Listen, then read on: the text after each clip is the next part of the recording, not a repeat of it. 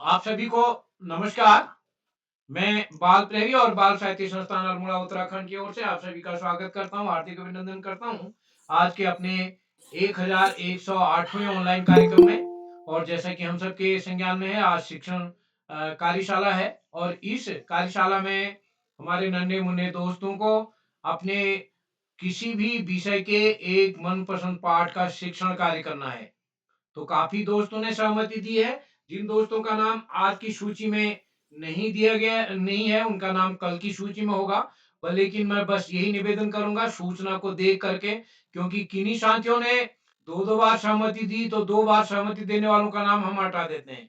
किसी ने कक्षा नहीं लिखी है और किसी ने 5 लाइन में दिया ही नहीं है। उन्होंने नाम तो दिया है, लेकिन नाम किस लिए लिखा है ये पता नहीं चल रहा था, तो इसलिए उनका नाम हटा दिया गया है। तो हमारे दोस्त ध्यान रखेंगे, तो जो 5 लाइन या निर्धारित लाइन में सहमति देनी है। तो मैं आज के इस कार्यक्रम के मुख्य अतिथि आदरणीय श्री दिनेश चंद्र सती साहब, जो कि प्राचार्य हैं जिला शिक्षा एवं प्रशिक्षण संस्थान बागेश्वर में। इससे पहले आप उत्तराखंड के कई जिलों में सविता बैसी जी अपना माइक बंद कर लीजिएगा जी। इससे पहले आप आदरणीय सती सर उत्तराखंड के कई जिलों में जिला शिक्षा अधिकारी पद पर भी रहे हैं सर, और बाल प्रहरी को आपका आशीर्वाद समय समय पर मिलता रहा है। हमने जब पिथौरागढ़ में बच्चों की 5 दिन की कार्यशाला की थी, उस कार्यशाला में आपने हमारे कार्यशाला में आकर के हमारे नन्हे दोस्तों का, हम लोगों का मार्गदर्शन किया। तो सर आज आपने समय दिया, आपका स्वास्थ्य ठीक नहीं है, उसके बावजूद भी आप हमारे इस पटल पर रहे। हमारे जिला शिक्षा अधिकारी जो बागेश्वर हैं आदरणीय श्री विनय कुमार जी, उनके माध्यम से काफी बच्चे इस पटल पर जुड़ते हैं। तो मैं एक बार आदरणीय सतीश सर का आभार व्यक्त करता हूँ, स्वागत करता हूँ। विशिष्ट अतिथि कार्तिक तिवारी हमारे बीच जुड़ चुके हैं गोपेश्वर चमोली से। अध्यक्षता करेंगे दृष्टि भंडारी जी श्रीनगर पौड़ी से। और आज के कार्यक्रम का संचालन करेंगे हमारे दोस्त कक्षा 7 के आनंद राम जयपुरिया स्कूल से। मैं सभी दोस्तों से निवेदन करूंगा कि अपना माइक बंद कर लेंगे, जब आपका नंबर आएगा उसी समय आपको बोलना होगा। मैं स्वागत करता हूं इस पटल पर आदरणीय श्री आकाश शाश्वत सर, उप निदेशक शिक्षा विभाग, जो प्रतिदिन इस पटल पर जुड़ते हैं। श्री श्याम पलट पांडे जी, संरक्षक बाल प्रहरी अहमदाबाद गुजरात, आप भी प्रतिदिन इस पटल पर जुड़ते हैं। इस डाइट खंडवा मध्य प्रदेश से डॉक्टर अशोक कुमार नेगी सर भी प्रतिदिन इस पटल पर जुड़ते हैं। आप तीनों साथी प्रतिदिन जुड़ते हैं। इसके अलावा कई साथी ऐसे हैं जो इस पटल पर प्रतिदिन जुड़ते हैं, जिसमें सुमित श्रीवास्तव है, आदरणीय नरेंद्र पाल जी हैं, गंगा आर्य जी हैं। और इस पटल पर हमारे साथ जुड़े हैं आश्रम चौधरी जी, बीना देवी जी, भगवान रौतेला जी, भगवान भाकुनी जी, और Bhopal Bhakuni ji, C S Joshi sir डी। और इस कार्यक्रम में दीपा बिष्ट जी, और हमारे बीच जुड़े हैं हेमचंद्र जी, कोमल खेतवाल जी, और नव्या जी हमारे बीच जुड़े हैं। मैं सृष्टि जी, सभी का स्वागत करता हूँ, सुदीप तिवारी जी। तो आप सभी का आशीर्वाद इस पटल को मिलेगा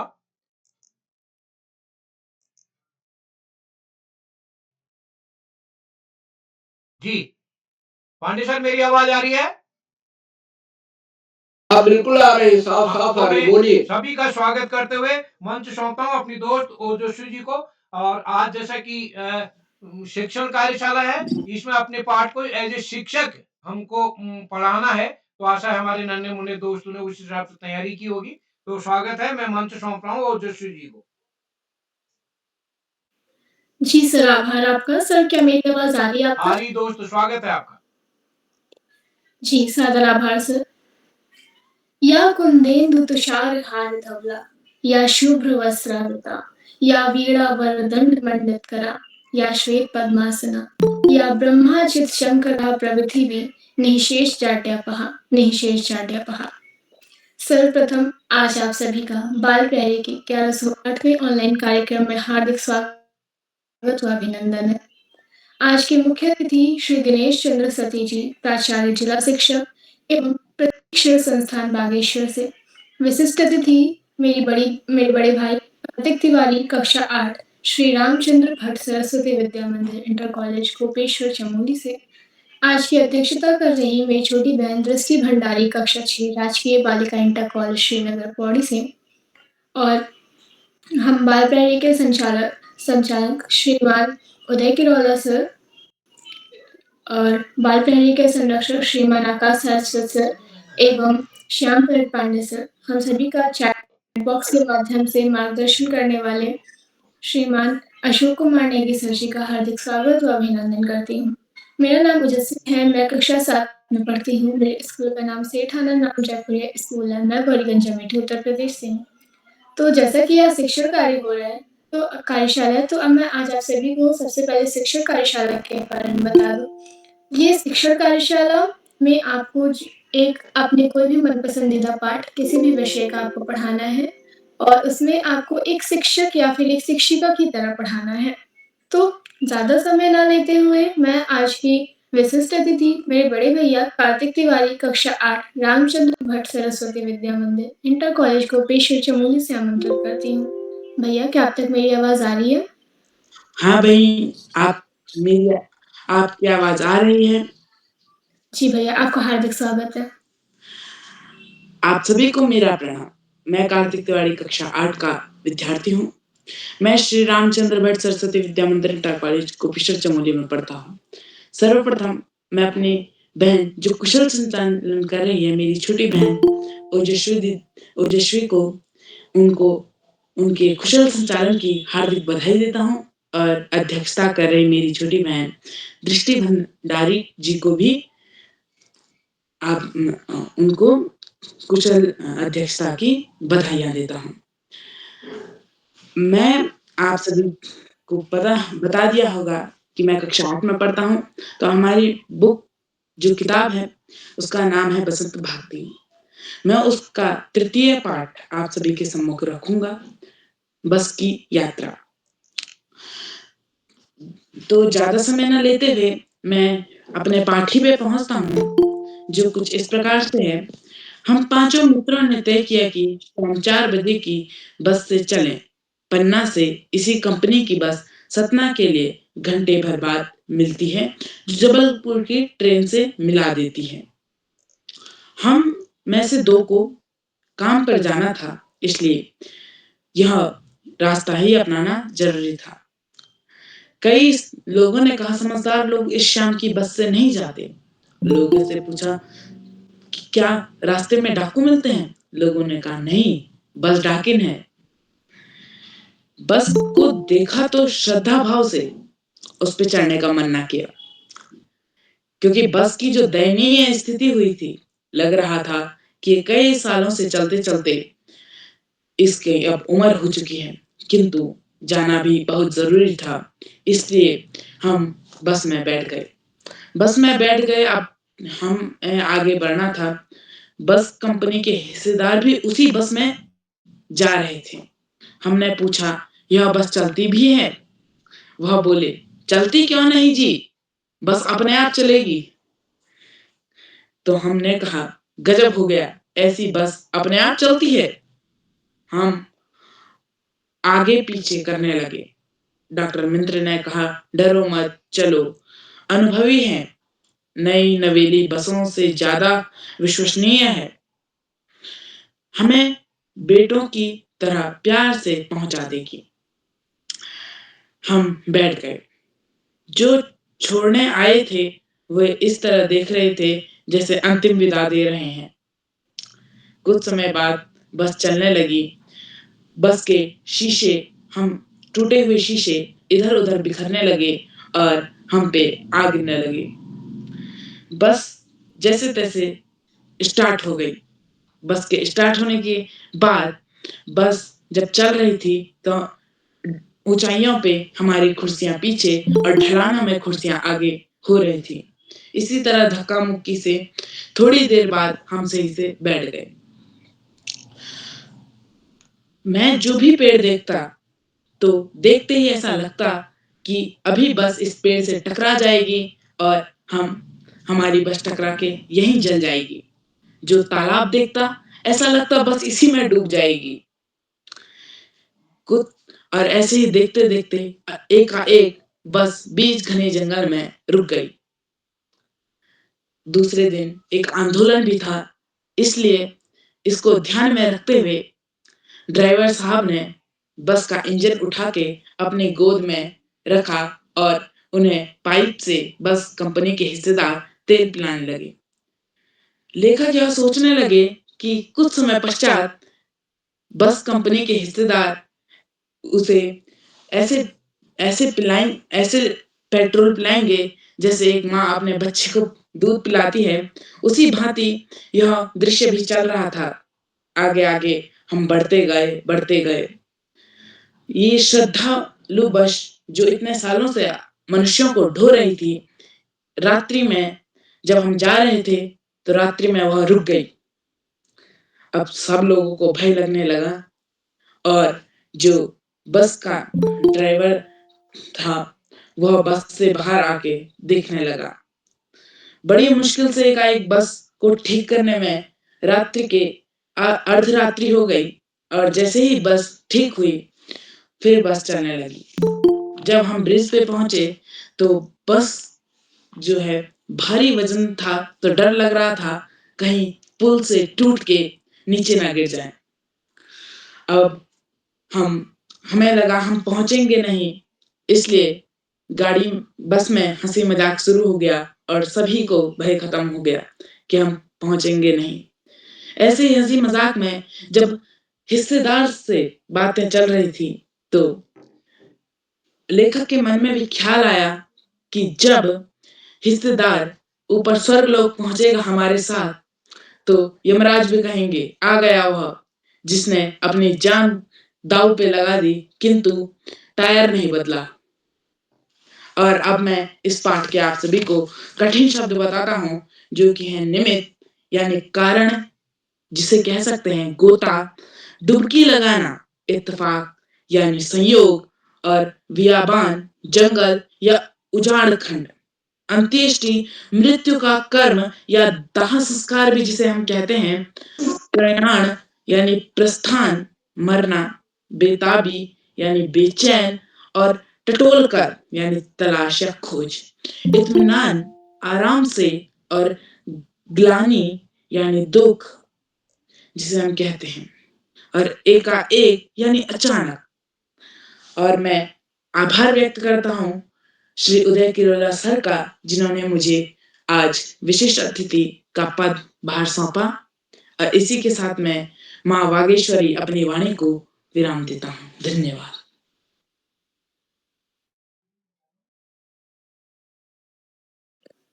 जी भैया, आपकी प्रस्तुति बहुत ही सुंदर थी और जो आपने हमें कहानी सुनाई बस की यात्रा, वो काफ़ी मज़ेदार थी। तो आगे बढ़ने से पहले मैं आप सभी को कुछ नियम बताना चाहती हूँ।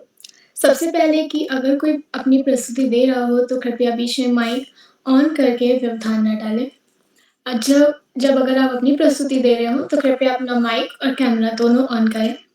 अगर आपका नंबर किसी भी कारण से आपका छूट जाता है तो फिर कृपया बीच में माइक न ऑन करके बोलें और ना चैट बॉक्स के माध्यम से बोलें। हम आपको आखिरी में ज़रूर बुलाएँगे। तो इन्हीं कुछ नियमों के साथ मैं आज की इस कार्यशाला के प्रतिभागियों को आमंत्रित करती हूँ। सबसे पहले मेरे बड़े भाई कार्तिक हरबोला, कक्षा 8, द्वाराहाट इंटर कॉलेज, द्वाराहाट अल्मोड़ा से। भैया, क्या आप उपस्थित हैं? जी बहन, मैं उपस्थित हूँ। क्या अब तक मेरी आवाज़ आ रही है? जी, आपकी आवाज़ आ रही है। आपका हार्दिक स्वागत है। जी धन्यवाद। सर्वप्रथम माँ ज्ञानदायिनी शारदे के चरणों में मेरा कोटि-कोटि नमन। इस पटल पर जिन्हें सभी विद्वान विदुषीगणों को मेरा सादर प्रणाम। मेरा नाम कार्तिक हरबोला है। मैं द्वारा इंटर कॉलेज द्वाराहाट से कक्षा 8वीं का छात्र हूँ। जैसा कि आप सभी को विदित होगा, आज बाल प्रहरी में 29 जनवरी को शिक्षण कार्यशाला का आयोजन किया गया है, जो कि बाल प्रहरी का 1108वां ऑनलाइन कार्यक्रम है। तो मैं भी आप सभी के समक्ष अपना एक पसंदीदा विषय हिंदी का एक पाठ प्रस्तुत करना चाहता हूँ। पानी की कहानी। यह 16 चैप्टर है हमारा पानी की कहानी। मैं आगे बढ़ा ही था कि बेर की झाड़ी पर से मोटी सी एक बूंद मेरे हाथ पर आ पड़ी।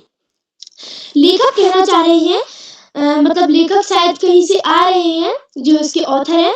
मैं आगे बढ़ा ही था कि बेर की झाड़ी से एक मोटी सी एक बूंद मेरे हाथ पर आ पड़ी। मतलब बारिश की जो बूंदें होती है वो मोटी सी दिखती है ना, तो वैसी एक बूंद उनके हाथ पर आ पड़ी।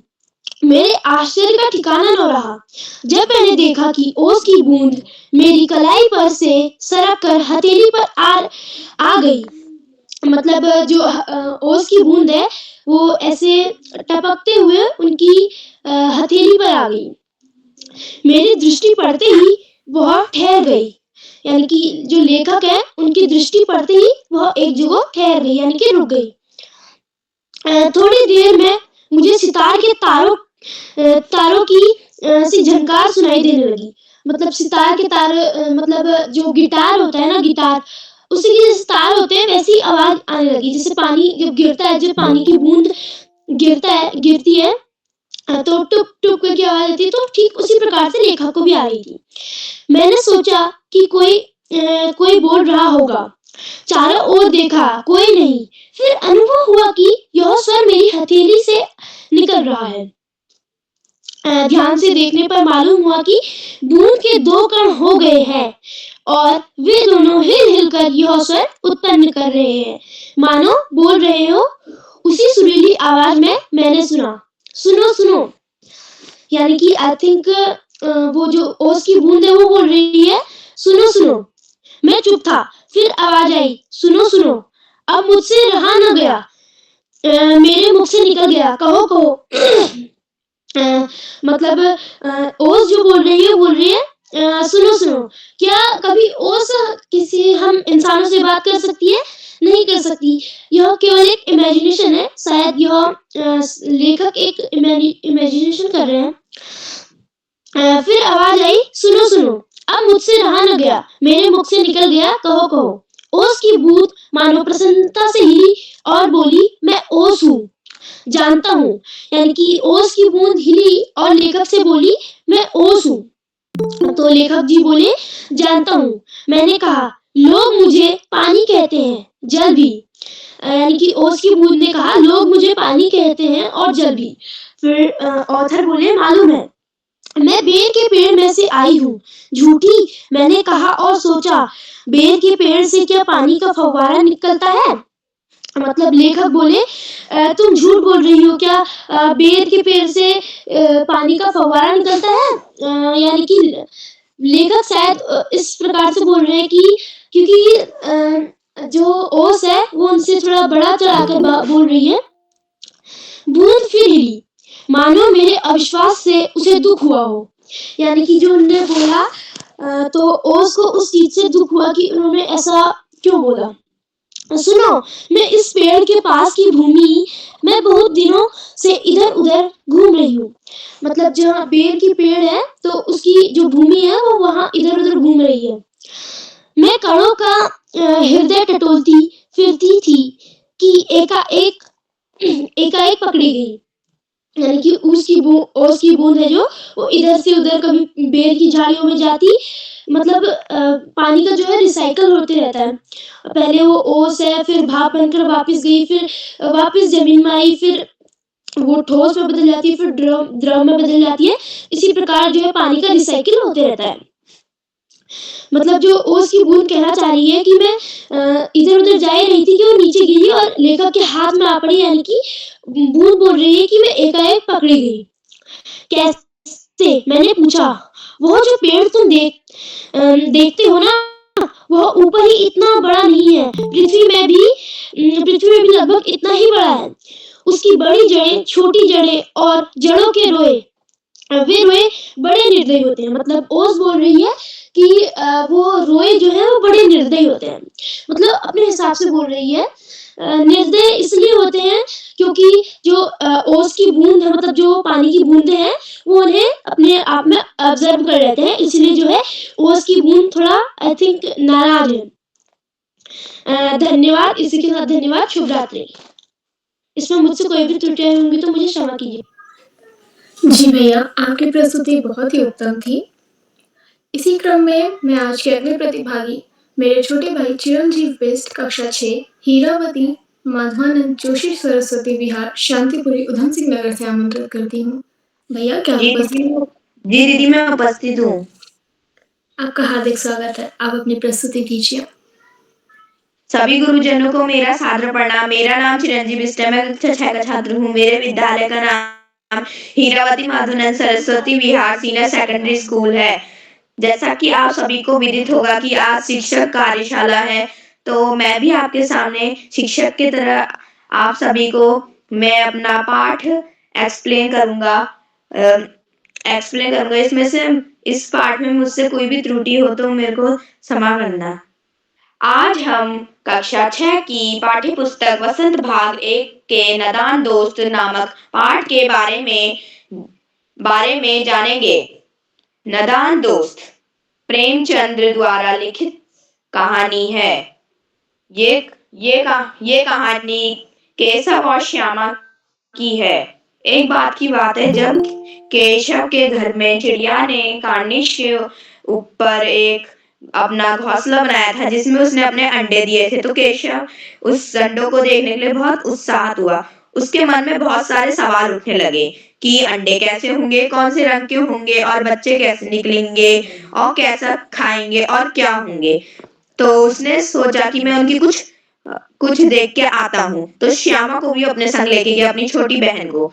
तो श्यामा ने कहा, भैया भैया वो तो तिनकों के ऊपर हैं, उनको जब वो निकलेंगे अंडों के बाहर तो उनको बहुत दर्द होगा, तो हम उनको साफ जगह पे रखते हैं। तो उसने केशव ने ता श्यामा से एक धोती का टुकड़ा मांगा। श्यामा जल्दी से घर के अंदर गई और धोती का टुकड़ा लेकर आई और कहा कि लो भैया। केशव ने कहा धन्यवाद। तो केशव ने कहा कि अब मैं इससे एक गद्दा बनाता हूँ चिड़ियाओं के लिए। तो उसने एक गद्दा बनाया उससे और उसने उसको कार्निश के ऊपर रखा और उसके ऊपर फिर अंडों को पकड़ के उसके ऊपर रखा। फिर कुछ समय बाद कुछ देर बाद चिड़िया आई। चिड़िया ने उसमें से अंडों को सूंघा तो उसने सूंघा कि ये तो इंसान की बू है। चिड़िया बहुत चिढ़ गई कि उसके अंडे को किसी इंसान ने पकड़ा। तो चिड़िया ने खुद ही के बच्चों को मार दिया वहां कार्निश के नीचे फेंक के। तो फिर जब कुछ देर बाद श्यामा आई तो श्यामा ने देखा कि वहां अंडे तो गिरे हुए हैं और टूटे हुए हैं और बच्चे तो निकले ही नहीं। तो उसकी मम्मी आई। उसकी मम्मी ने देखा तो उसकी मम्मी कह रही है किसने किया। फिर श्यामा ने केशव को बुलाया और फिर उसकी मम्मी ने दोनों को समझाया कि बच्चों कि ये जो अगर हम चिड़िया के अंडों को छू देते हैं तो चिड़िया हमसे चिढ़ जाती है, जिससे वो सोचती हैं कि इसको किसी इंसान ने छुआ है, इसमें से उसको गंदी बू आने लग जाती है, जिससे वो चिड़िया अपने अंडे नहीं मानती और चिड़िया तोड़ फेंक देती है उसे।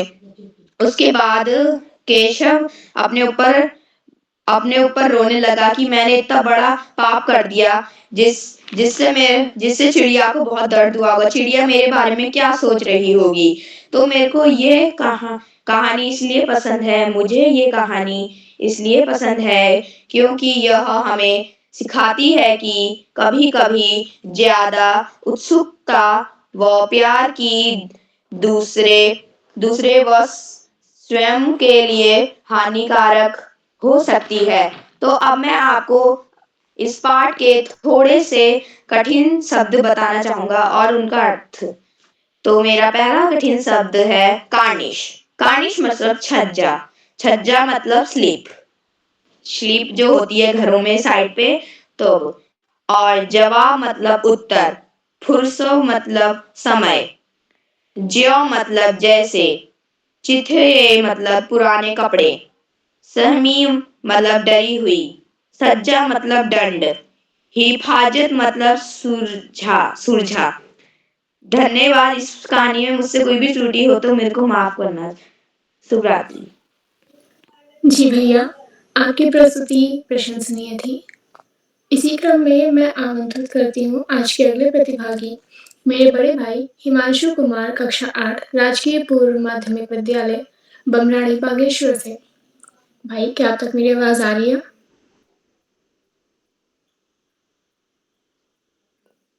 हिमांशु कुमार, कक्षा 8। क्या आप उपस्थित हैं? शायद किसी कारणवश वह उपस्थित नहीं है।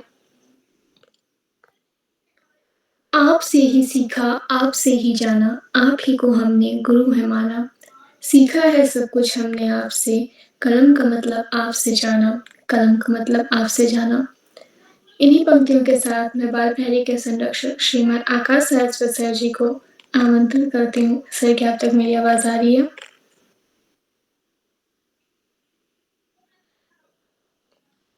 सर, क्या आप तक मेरी आवाज आ रही है? धन्यवाद, बहुत बहुत धन्यवाद। बाल प्रहरी के इस 1200वें पड़ाव की तरफ बढ़ती हुई इस कार्यशाला में कार्यशाला के मुख्य अतिथि के रूप में परम सम्मानित श्री दिनेश चंद्र सती जी, प्राचार्य राइट बागेश्वर, विशिष्ट अतिथि के रूप में प्रिय कार्तिक, अध्यक्षता कर रही प्रिय दृष्टि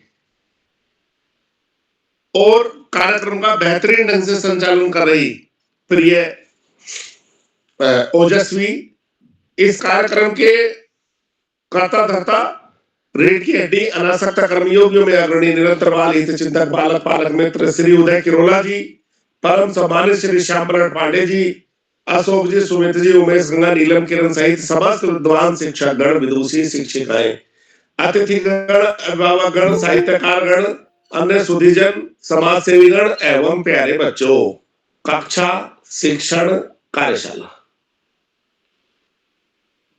बच्चे एक शिक्षक के रूप में कैसा शिक्षण करेंगे, उसका अभ्यास। हालांकि कार्यशाला थोड़ा कठिन होती है, लेकिन बच्चे निरंतर अभ्यास करके बहुत बेहतरीन कक्षा शिक्षण प्रस्तुत करते भी हैं और कर भी रहे हैं। बाल प्रहरी की बहुआयामी कार्यशालाएं बच्चों के व्यक्तित्व विकास के लिए दृढ़ संकल्पित है।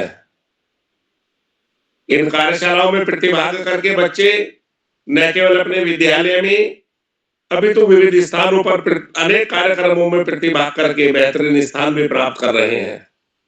हालांकि बाल प्रहरी की कार्यशालाएं कोरोना काल में नकारात्मक वातावरण को सकारात्मक वातावरण में परिवर्तन की दृष्टि से शुरू की गई थी, लेकिन आज ये बच्चे शिक्षक और अभिभावकों की पहली पसंद बन गई हैं।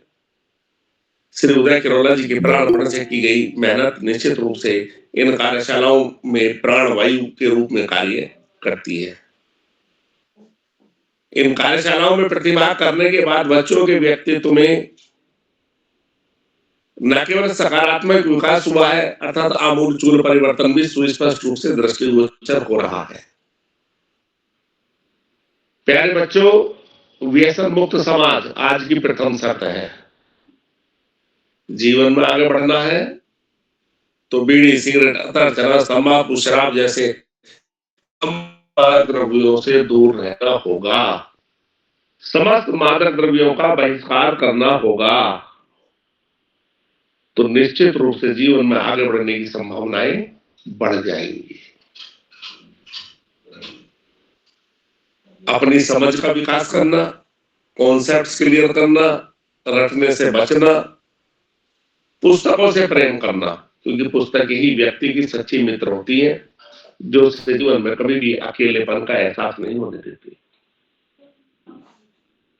खाने पीने का विशेष ध्यान रखना, बाहर का खाना खाने से बचना, घर का खाना खाना, साफ सफाई का ध्यान रखना निश्चित रूप से आगे बढ़ने की महत्वपूर्ण शर्तों में से एक है। प्यारे बच्चों, जीवन में आगे बढ़ने के लिए 3 प्रमुख तत्व होते हैं। पहला, प्रभु की इच्छा, अर्थात प्रभु का आशीर्वाद, इसको हम किस्मत भी कह सकते हैं। दूसरा, निरंतर व सतत प्रयास, और जब हम तीसरे तत्व की बात करते हैं, बड़ों का, माता पिता का, बड़े बुजुर्गों का आशीर्वाद। जब ये तीनों फैक्टर एक साथ मिलते हैं तब हमें जीवन में सफलता मिलती है। और किसी भी व्यक्ति को जीवन में सफलता सिर्फ उसके प्रयासों से नहीं मिलती, अपितु उसमें उसके परिवार के प्रयास भी शामिल होते हैं। जो ये समझते हैं वो जीवन में बहुत प्रगति करते हैं। प्यारे बच्चों, पढ़ाई का कोई विकल्प नहीं, सफलता का कोई शॉर्टकट नहीं, जीवन में आगे बढ़ना ज्यादा पढ़ना ही होगा। जो बच्चे माता पिता गुरुजनों बड़ों का आशीर्वाद लेते हुए, साथियों से सहयोग देते हुए, गुरुजनों के मार्गदर्शन में छोटों को प्रेम करते हुए नियमित व सतत अध्ययन करते हैं, उनका भावी जीवन सुखमय हो जाता है। और जो बच्चे ऐसा नहीं करते, उन्हें जीवन में बहुत सारी दुश्वारियों का सामना करना पड़ता है। अपने पाठ्यक्रम के तरह सामान्य ज्ञान की पुस्तकें पढ़ना, साहित्य की पुस्तकें पढ़ना और अपने देश के महापुरुषों के विचारों को न केवल पढ़ना, अभी तो अपने आचरण में ढालना निश्चित रूप से जीवन में बड़े से बड़ा लक्ष्य प्राप्ति में सहयोगी होता है।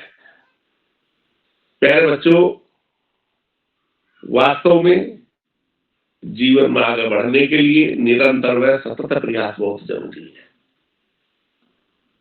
आज इस महत्वपूर्ण अवसर पर सभी अतिथियों का आभार प्रकट करते हुए, सभी बच्चों को शुभाशीष देते हुए और अंत में संत कवि कबीरदास जी की 2 पंक्तियों के साथ मैं अपनी वाणी को विराम दूंगा। पोथी पढ़ी पढ़ी जग मुआ, पंडित भया न कोय, और ढाई आखिर प्रेम का पढ़े सो पंडित हुए। धन्यवाद। जय हिंद, जय भारत। सर, आपका बहुत बहुत आभार कि आपने हमारा मार्गदर्शन किया और हमें शिक्षा के महत्व के बारे में बताया। तो इसी क्रम में आगे बढ़ते हुए मैं आमंत्रित करती हूँ मेरी छोटी बहन हिमानी भंडारी, कक्षा 6, राजकीय पूर्व माध्यमिक विद्यालय बमराड़ी बागेश्वर से। बहन, क्या आप उपस्थित हैं? हाँ दीदी, मैं उपस्थित हूँ। जी, आपका हार्दिक स्वागत है। मेरा नाम हिमानी भंडारी है। मैं कक्षा 6 की छात्रा हूँ। मैं आज मेरे विद्यालय का नाम है राजकीय पूर्ण माध्यमिक विद्यालय बमराड़ी। मेरे किताब का नाम है वसंत भाग 1। मैं जो कविता सुनाने जा रही हूँ उसका नाम है वह चिड़िया जो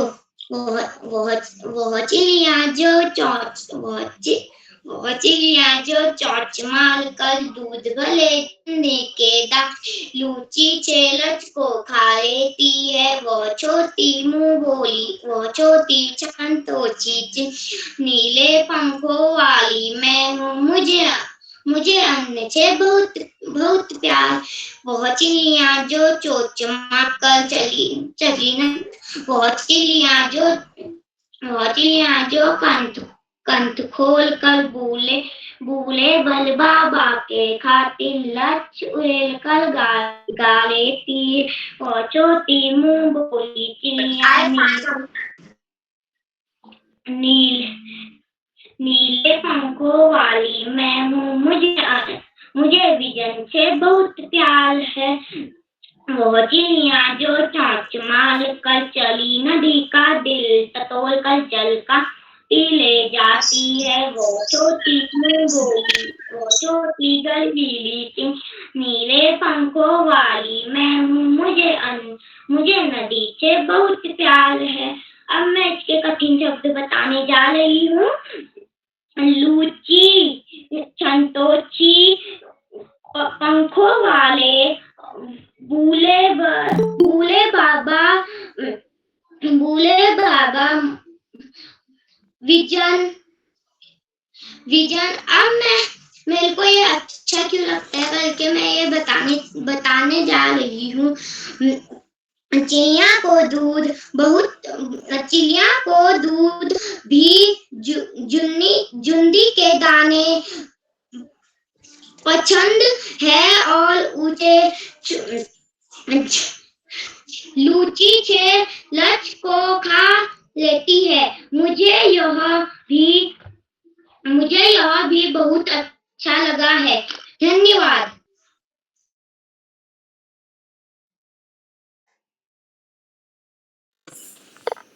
जी बहन, आपकी प्रस्तुति काफी उत्तम थी। इसी क्रम में मैं आमंत्रित करती हूँ आज के अगले प्रतिभागी मेरे दोस्त अथर्व कुमार, कक्षा 7, Urmil unique central academy, Gorakhnath, Gorakhpur, Uttar Pradesh से। भाई, क्या अब तक मेरी आवाज आ रही है? जी हाँ बहन, आप मेरे पास आपकी आवाज आ रही है? जी, आपका हार्दिक स्वागत है। जी, तो मेरा नाम अतुल कुमार है। मैं गोरखपुर जिले से हूँ, जो उत्तर प्रदेश में स्थित है। और मैं उर्मी इंग्लिश सेंट्रल अकेडमी का छात्र हूँ। आज मैं इतिहास के कुछ पहलुओं को यहाँ पर आप लोगों के सामने प्रस्तुत करने वाला हूँ। इस पाठ का नाम है मध्यकाल, जिसे हम मुगल काल भी कहते हैं। और अगर मुझसे कोई त्रुटि या फिर कोई गलती हो जाए इस पाठ को समझाने में, तो मुझे क्षमा करिएगा। तो मेरा पाठ कुछ इस प्रकार स्टार्ट होता है, इस प्रकार शुरू होता है कि आखिर इतिहास है क्या? कहाँ से आया ये? लोग इतिहास पढ़ते हैं, पर इतिहास शुरू कहाँ से होता है? इतिहास इतिहास वह अध्ययन है जो हमें बताता है कि जीवन के सामाजिक, आर्थिक, शैक्षिक, राजनीतिक, धार्मिक और तकनीकी पहलुओं में क्या परिवर्तन और प्रगति हुई है। ये हमें बताता है कि अतीत से लेकर के वर्तमान तक जो विकास हुए हैं उनमें क्या अंतर है, जो प्रगतियां हुई हैं उनमें क्या अंतर है हो चुका है। क्या हम अभी भी वही जीवन व्यतीत कर रहे हैं जो हम अपने भूतकाल में व्यतीत करते थे, या फिर कुछ प्रगति हुई है। इतिहास को हमने 3 भागों में बांटा है। एक जिसे प्राचीन काल कहते हैं, दूसरा जिसे मध्यकाल और मुगल काल के नाम से जाना जाता है, तीसरा आधुनिक काल जिसमें वर्तमान जीवन हम अपना व्यतीत कर रहे हैं। और आज मैं मध्यकाल के बारे में बताने जा रहा हूँ। मध्यकाल जिसे मुगल काल कहते हैं, लगभग 8वीं शताब्दी से शुरू हुआ था और 18वीं शताब्दी तक चला था। मध्यकाल को मुगल काल के नाम से भी जाना जाता है, क्योंकि कई इतिहासकार इसे मुस्लिम काल भी कहते हैं, क्योंकि इस काल के दौरान मुस्लिम शासन में बहुत वृद्धि हुई थी और मुगलों का राज चलता था। लेकिन यह पूरी तरह से सही नहीं माना जाता है। मध्ययुगीन काल में भारतीय क्षेत्र की सीमा पश्चिम के अफगानिस्तान से लेकर के पूर्व में म्यांमार तक थी। पश्चिम से अफगानिस्तान से लेकर के पूर्व में म्यांमार तक थी। इस काल के दौरान हमारे भारत के नाम बहुत चेंज हुए थे। कोई इसे हिंदुस्तान बुलाता था, तो कोई अल हिंद बुलाता था, तो कोई हिंद बुलाता था। अब जो मुस्लिम यहाँ पर आते थे, उन्होंने बहुत जगहों के नाम बदल दिए। आपने हाल ही में सुना होगा कि जो इलाहाबाद नाम से एक जिला जाना जाता था, उसे अब प्रयागराज कहने लगे हैं। तो असल में लोग बोलते हैं कि नाम क्यों चेंज हो रहे हैं, नाम क्यों बदले जा रहे हैं। तो जो प्रयागराज नाम है, वो असलियत में ही इलाहाबाद का पुराना नाम था, जिसे बाबर के शासन के दौरान उस जगह का नाम चेंज करके इलाहाबाद रख दिया गया। तो मुस्लिम क्या करते थे, जब वो आते थे कहीं भी शासन करते थे, तो उनका अपने छाप छोड़ने के लिए वो उस जगह का नाम रख देते थे। जो नाम पसंद होता था वो नाम रख देते थे उस जगह का। वो ताकि मतलब अगर वो मर भी जाए, वो वहां से शासन करना छोड़ भी दे, तब भी उनकी एक छाप वहां पर छुटी रहे। उसके बाद हम जानते हैं कि आखिर इतिहास को जानने के लिए, मध्यकाल इतिहास को जानने के लिए कौन से 2 पहलू हैं, कौन सी 2 स्रोत हैं इसको समझने के लिए। तो इसके 2 स्रोत होते हैं, एक आर्कियोलॉजिकल सोर्सेस, एक आर्कियोलॉजिकल स्रोत, और एक लिटरेसी सोर्स जिसको भी कहते हैं। तो आर्कियोलॉजिकल सोर्स जो होता है, इसको हम हिंदी में कहते हैं जिससे पूर्ण संरचना होती है। जो पुराने जमाने के पुराण, वेद पुराण होते हैं, इनमें जो चीजें लिखी होती हैं, अगर हम कोई भी इतिहास पढ़ रहे हैं, किसी भी चीज को जान रहे हैं, तो हमें कैसे पता चला कि बाबर के काल में ये हुआ, इस काल में ये चीजें हुई। जो उस समय के लेखक होते थे, उस समय के साहित्यकार होते थे, वो चीजों को लिख करके संरचना करके जाते थे। और इसी का साहित्य एक बहुत ही बड़ा महत्वपूर्ण हिस्सा निभाता है, भाग निभाता है इतिहास को समझने में। और इस दौरान, इस काल के दौरान कई प्रमुख पुस्तकें लिखी गई थी, जिन्हें हम बायोग्राफीज, ऑटोबायोग्राफीज कहते हैं। उन्होंने खुद की किताब लिखी गई थी। और उनमें से कुछ पुस्तकें हैं पृथ्वीराज रासो, जिन्हें चंद्रबरदाई द्वारा लिखी गई है। और उनमें से एक है बाबरनामा, जो स्वयं बाबर द्वारा संरचित है, जिसे बाबर ने खुद लिखा है। अकबरनामा, जो 3 भागों में बटी हुई है, अबुल फजल के द्वारा लिखी गई है।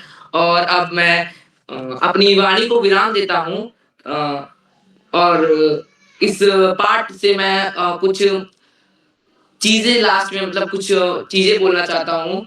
जैसे कि इनको आप शब्द अर्थ भी कह सकते हैं एक प्रकार से, कि अगर हम मुगल काल, मध्यकाल की बात कर रहे हैं, तो मध्यकाल का अर्थ क्या होगा। तो ये मध्यकाल एक ऐसा काल है, इतिहास का ऐसा काल जो कि 8वीं सदी से शुरू होता है और 18वीं सदी में खत्म होता है। और जब हम बात कर रहे हैं साहित्यिक स्रोत की, तो साहित्यिक स्रोत एक ऐसा स्रोत है जिसमें लिखी हुई संरचित वेद, पुराण, कौटिल्यता शास्त्र, विदेशी विवरणों के अलावा अन्य साहित्य उपलब्ध होते हैं, जिनसे हमारे भारत के प्राचीन इतिहास की पुनर्संरचना करते हैं। अब क्रॉनिकल क्या होता है? क्रॉनिकल तो एक जो शासन काल का है, तो एक रूलर जो एक शासक होता है, उसके मरने के बाद उसका अंश जो उसका बेटा होता है या फिर उसके रिश्तेदार होते हैं, जो उसके प्रमुख सेनापति जो उसके दिल के करीब होते हैं, वो शासन रचते हैं। तो उनके पूरे शासन काल जो पूरा एक शासन काल जो चलता है, उसके बारे में कुछ पुस्तकों में लिखा गया है, जिन्हें क्रॉनिकल कहते हैं। ये हमें बताती है कि उस काल में कौन-कौन से राजा कैसे बदले, उन्होंने कौन से युद्ध लड़े, कौन से जंग लड़े, वगैरह, वगैरह। अब मैं अपनी वाणी को विराम देता हूँ, अगर मुझसे कोई त्रुटि या गलती हो गई हो तो मुझे क्षमा करिएगा। धन्यवाद। जी भैया, आपकी प्रस्तुति बहुत ही अच्छी थी और आपने हमें बहुत ही महत्वपूर्ण जानकारी दी मुगल काल के बारे में। इसी क्रम में मैं आमंत्रित करती हूँ आज के अगले प्रतिभागी, मेरी छोटी बहन प्रत्युषा लोहनी, कक्षा 6, सेंट जोसेफ स्कूल, बागेश्वर से। बहन, क्या आप तक मेरी आवाज़ आ रही है?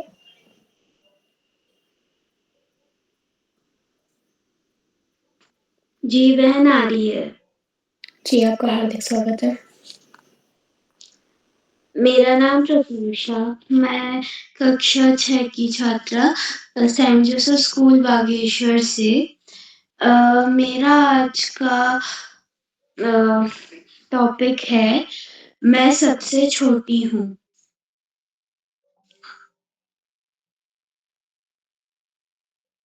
तो इसके लेखक हैं प्रत्युषा जी, कृपया अपना कैमरा ऑन करें।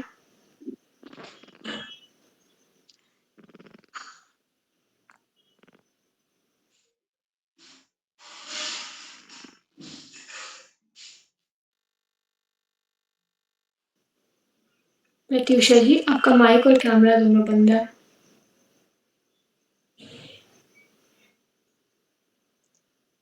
चलिए बाद में बुला लेंगे, आगे बढ़ते।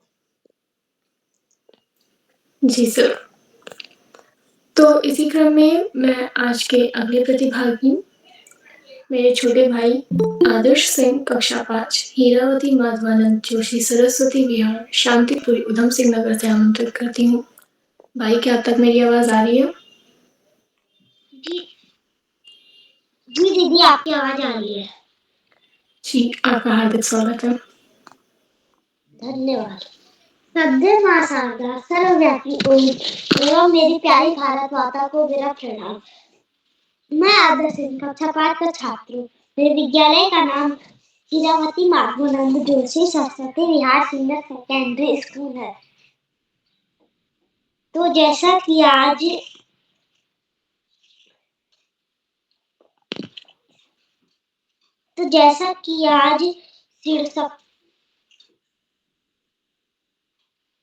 शीर्षक कार्यशाला है, तो इसमें मैं भी आप सभी को एक पढ़ाना चाहता हूँ, तो जो कि रिमझिम भाग 5 की 14वीं पाठ की पोयम है, जिसका नाम बाघ आया उस रात है और जिसके शीर्षक नागार्जुन है।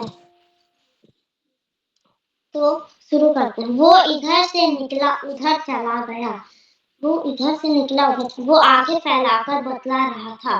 मतलब वो इधर से निकला और उधर चला गया और वो आंखें फैलाकर सबको बता रहा था कि हाँ बाबा, बाघ आया उस रात। आप रात को बाहर ना निकलो, जाने कब बाघ फिर से आ जाए। हाँ, वो ही जो उस झरने के पास रहता है। वहां अपन गए थे ना दिन के वक्त। मतलब वो बता रहा है कि हाँ बाबा, वो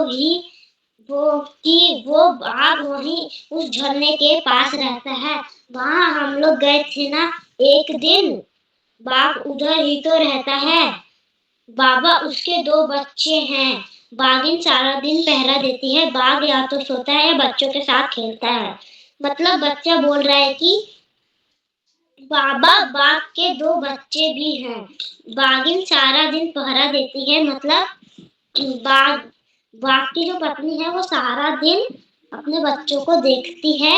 बाघ या तो सोता है दिन भर या तो अपने बच्चों के साथ खेलता है। दूसरा बालक बोला, बाघ कहीं काम नहीं करता, ना किसी दफ्तर में, ना कॉलेज में। मतलब बच्चा कह रहा है कि ना वो किसी दफ्तर में काम भी नहीं करता और ना ही कॉलेज में पढ़ता है। और छोटू बोला, स्कूल में भी नहीं। मतलब छोटू बोल रहा है कि वो स्कूल में भी नहीं पढ़ाता है। 5 साला बेटू ने हमें फिर से आगाह किया। मतलब 5 साल के बेटू ने हमें फिर से सावधान किया कि अब रात को बाहर होकर बाथरूम न जाना। मतलब अब आप रात को बाथरूम बाहर मत जाना। धन्यवाद। जी भाई, आपकी प्रस्तुति काफी प्रशंसनीय थी।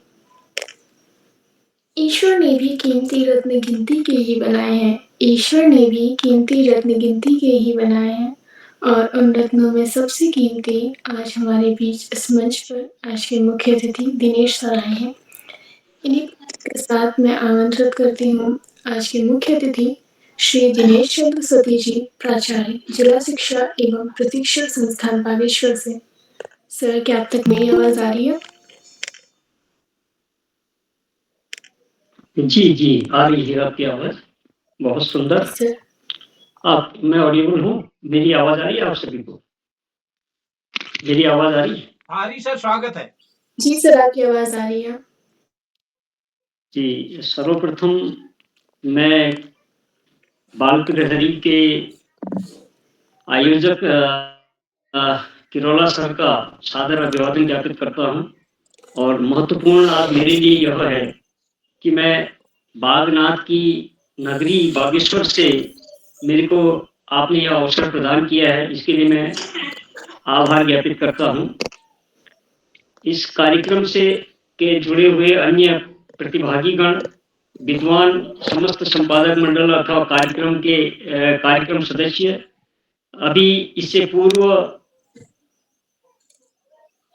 आदरणीय आकाश सारस्वत जी के उद्बोधन भी यहाँ पर सुनने को मिला और प्रिय छात्र छात्राएं जिनके द्वारा एक आज शिक्षक का रोल अदा करते हुए इस कार्यक्रम को आगे को बढ़ाया जा रहा है, इसके लिए मैं मतलब इतना गदगद हूँ, इतना सुंदर लगा, इतना अच्छा लगा। और जैसा कि सारस्वत साहब के बोलने के बाद तो कुछ बोलने के लिए शेष रहता नहीं है और उनके द्वारा इस कार्यक्रम में जो विद्यार्थी शिक्षक आज विद्यार्थी होते हुए शिक्षक का रोल अदा कर रहे हैं, उनको भावी जीवन के लिए जो ओजस्वी वार्तालाप उनके द्वारा की गई वो वास्तव में प्रशंसनीय थी। और जो भी यहाँ पर एंकरिंग कर रही हैं प्रिय विद्यार्थी शिक्षक ओजस्वी, वो भी कितनी सुंदर तरीके से इस कार्यक्रम का संचालन कर रही हैं और जितने भी अध्यापक गण जिन्होंने इस कार्यक्रम को अलग अलग विषयों में यहाँ पर शिक्षा देने का प्रयास किया, वह निस्संदेह प्रशंसनीय है और काफी अनुकरणीय है और काफी ज्यादा एक सीखने योग्य है, समझने योग्य है। और मैं किरोला जी के कार्यक्रमों से बहुत पहले से वाकिफ हूँ, जानकारी में है मेरी। आपका यह संघर्ष आज यहाँ तक का पहुँच चुका है, कितना सुंदर लग रहा है। भाग्यशाली हैं वो विद्यार्थी जिन्होंने इसमें अपना अपना पार्टिसिपेशन दिया है और साथ में भी भाग्यशाली समझ रहा हूँ 1108 वाला एपिसोड जो शिव जी को समर्पित होता है, 8 का अंक, उसके लिए आपने मुझे मेरा चयन किया है, मेरे को भी यहाँ पर बोलने का अवसर प्रदान किया है। और एक अन्य बात भी आज बताऊं कि आज मेरा बर्थडे भी है, तो मेरा कहने का मतलब है कि मैं अपने आप को इतना गदगद हूँ, इतना भाग्यशाली समझ रहा हूँ कि मेरे पास शब्द नहीं है कहने के लिए। यह कार्यक्रम आपका भविष्य होए और आपके जो फिजिकल कार्यक्रम है, मैंने चाहे वो अल्मोड़ा आपके द्वारा पिथौरागढ़ में भी जिस उल्लास और हर्ष के साथ यह कार्यक्रम वहाँ पर संपादित किया गया, वो आज तक उसकी छवि उन पार्टिसिपेंट्स के दिल और दिमाग में होगी और मेरे पास तो है ही। और इसी के साथ-साथ मैं आपके इस प्रभावी शिक्षण कार्यक्रम एक्टिविटी बेस्ड लर्निंग को बेस बनाते हुए अपने जनपद बागेश्वर में भी आपको आगामी फरवरी माह में प्रिय छात्र-छात्राओं को उद्बोधित करने के लिए या शिक्षा को ग्रहण कराने के लिए या आपके द्वारा जो एक्टिविटी बेस्ड लर्निंग कराई जाती है, उसके लिए आपको इस मंच के माध्यम से आमंत्रित करता हूँ। साथ में जनपद बागेश्वर में काफ़ी लोकप्रिय शिक्षाविद आकाश सारस्वत जी भी यदि आपके कार्यक्रम के दौरान अपने जनपद से हमारे बीच में अगर आ जाए तो ये हमारे लिए अति उत्तम होगा। और इनकी लोकप्रियता सर्वविदित है कि पूरे उत्तर प्रदेश और उत्तराखंड में एक महान शिक्षाविद के रूप में आप जाने जाते हैं और हैं। और आपका जो इन बच्चों को प्रेम, स्नेह और शिक्षा आपके द्वारा दी जा रही है, वो वास्तव में प्रशंसनीय है और उसकी मैं भूरी-भूरी प्रशंसा करता हूँ। मैं समस्त प्रतिभागियों का और किरोला जी का, आकाश सारस्वत जी का और इससे संलग्न अभिभावकों का, शिक्षकों का, शिक्षिकाओं का, जिन्होंने भी इसमें प्रतिभा किया और प्रिय छात्र-छात्राओं का सद्भावनापूर्वक धन्यवाद ज्ञापित करता हूं कि आप लोगों ने मुझे यहाँ पर चीफ गेस्ट के रूप में नामित किया और मुझे बोलने का अवसर मिला। और ढेरों शुभकामनाओं के साथ आपको मैं इसकी मंगलमय कामना करता हूं, इसके भविष्य के लिए, आपके स्वर्णिम भविष्य के लिए मंगलमय कामना करता हूं। धन्यवाद।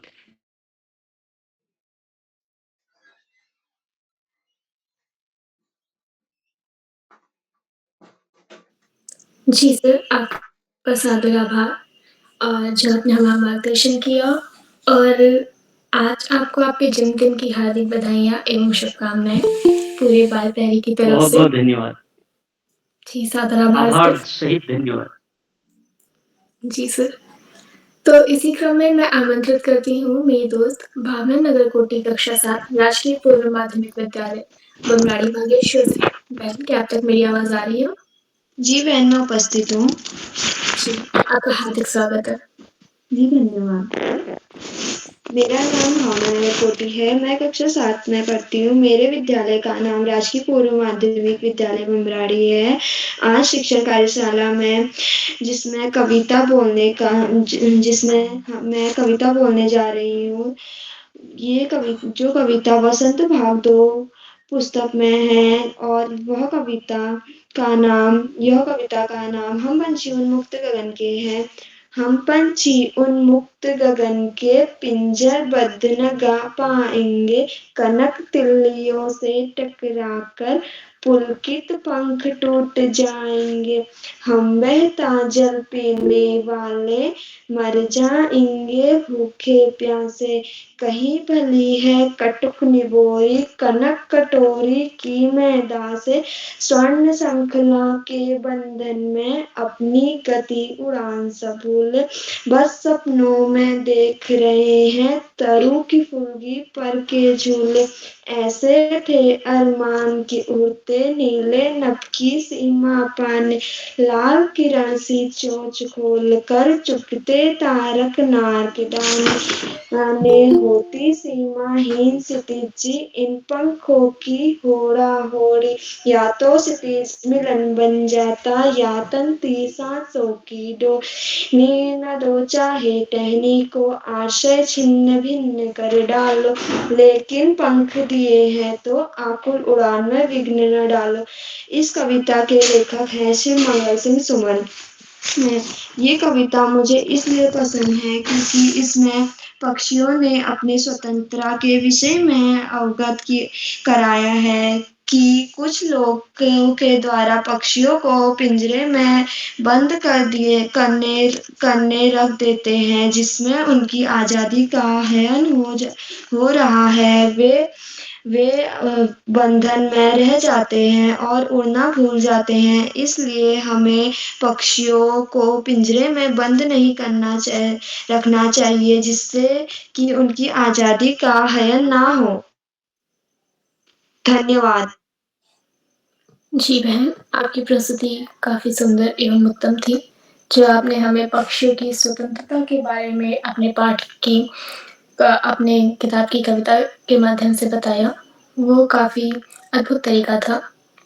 इसी क्रम में मैं आमंत्रित करती हूँ मेरी छोटी बहन वैशाली बेस्ट कक्षा 6 राजकीय इंटर कॉलेज जसगंजा रामनगर नैनीताल से। बहन क्या आप उपस्थित हैं? जी दीदी, मैं उपस्थित हूँ। जी, आपका हार्दिक स्वागत है। आप अपनी प्रस्तुति दीजिए। धन्यवाद।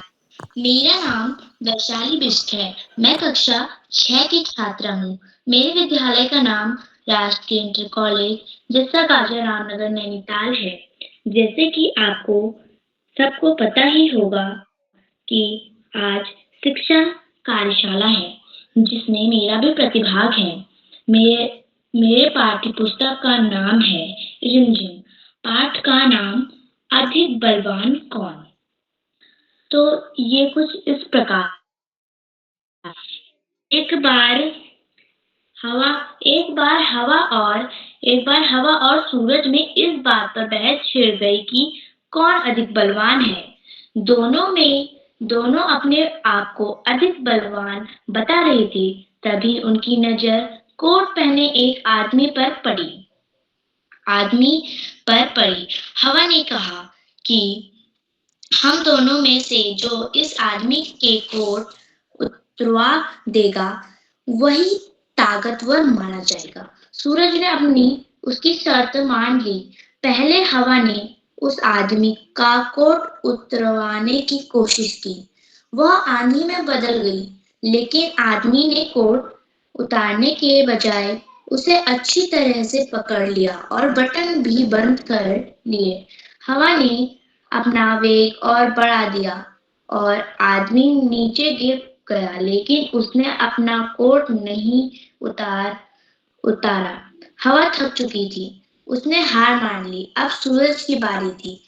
उसने अपनी तपन इतनी बढ़ा दी कि आदमी को गर्मी लगने लगी और उसने कोट उतार दिया। हवा ने सूरज को अपने से अधिक बलवान स्वीकार कर लिया।